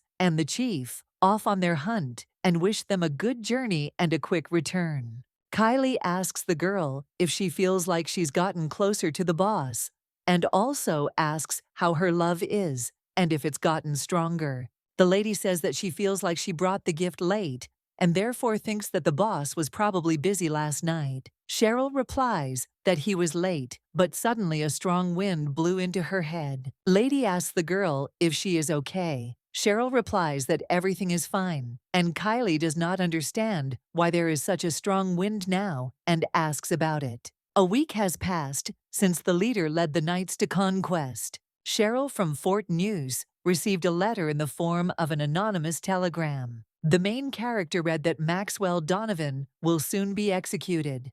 After reading this, the girl got scared because she doesn't understand why he is in Noose, because she was sure that he is in the land of wisdom to study. The young lady suggests that perhaps he was protesting against his uncle about Elder Donovan being killed. The girl believes that it is her fault because she was unable to protect Elder Donovan. Walking down the hallway, the young lady tripped and fell. Kylie noticed this and asked if she was okay, and then wondered where the girl was going in such a hurry. She says that Cheryl doesn't look well and asks what happened. Then she offers to tell her because she will help her. At this time, the main character does not understand whether she can tell her, and she thinks that if she tells her about Petty Officer Donovan, then she is sure that Chief Blair will find out about it. The young lady explains that it's nothing, and she just needs to tell Mr. Logan and Ted something. Then she explains that she was wondering how they were doing, and she has a lot of things she wants to tell them, so she was in a hurry. Cheryl says that they are probably waiting for her, and that is why she should go. Hearing this, Kylie thought that it looked suspicious, and the girl was somehow excited. The main character remembers that 3 years ago, her parents died in an accident, and according to the survivor, the Donovans tried to save her parents, who could not escape and could not return themselves. The girl understands that recently, Sergeant Major Donovan was stabbed when he tried to protect her, and therefore 3 Donovans have already died trying to protect the Noose. Cheryl believes that she can't lose Maxwell either, because she is sure that the people in this place will help her if she asks, but she understands that these are Noose's problems, and she can't bear the Blair's problems any longer. The main character thought that she should deal with this on her own, because she believes that this problem concerns only her, and she should get out of this situation correctly. And then the girl went to the library. She turns to Ted and says that she finally found him, and then thanks Mr. Logan for bringing him. The magician replies that it is not difficult, so there were no problems. Ted reports that he heard the lady was looking for them. Cheryl says it's sudden, but asks to hear her out. The main character explains that she plans to go to the Fortress of Noose with them today. They are surprised to hear this. The girl claims that she is sure that it seems strange to them to return there when she just escaped. Cheryl shows and asks to read this letter that was sent to her anonymously from the Fortress of Noose. The young lady explains that Maxwell was caught trying to fight Carl Noose. Then she says that if everything goes as in the telegram, Maxwell will be executed tomorrow morning. Logan asks if Chief Blair knows about this. She says she doesn't plan on telling him or anyone else in Blair Fortress. She then says that if anyone in the fortress finds out, they'll be at a disadvantage. Ted turns to the lady and asks how they are. The girl explains that they know more about the Fortress of Noose than anyone else, and therefore do not think that it will be dangerous. The young lady says that before Maxwell is sent to execution, they must invade the Noose fortress today and quickly rescue him. Hearing this, Logan began to think because he became interested in how he should do this. Cheryl turns to them and says that the 2 of them and everyone connected to the Noose are dear to her. And then she says that she has already let go of too many people and does not want to lose anyone else from her circle. Logan says that he understands because he believes that they are still Noose mages and not Blair, and then says that therefore they will do as Noose orders them. The boy says that he agrees with his teacher. The magician says that he will take care of the preparations and suggests meeting again in the evening, and the main character thanks him for his understanding. At this time, Cheryl thought that if the head of Blair was here, she was sure that he would not have allowed this, but she assumed that perhaps he would have gone with them. The girl is sure that she would have to rely on his powers again, and therefore thinks that it is probably good that he is not here. And then she tells the magician that everything is fine and they will see each other later. The main character understands that now she has the Noose mages, and therefore feels stronger than ever. She understands that together with them, she can do more than one good thing. At this time, the knight tells the master that he needs to check something. He asks, in surprise, what happened. The knight whispered everything into the dwarf's ear, and when he heard it, he smiled because he thought it was good news. He also thought that everything was going according to plan, and he would soon do what he had long dreamed of.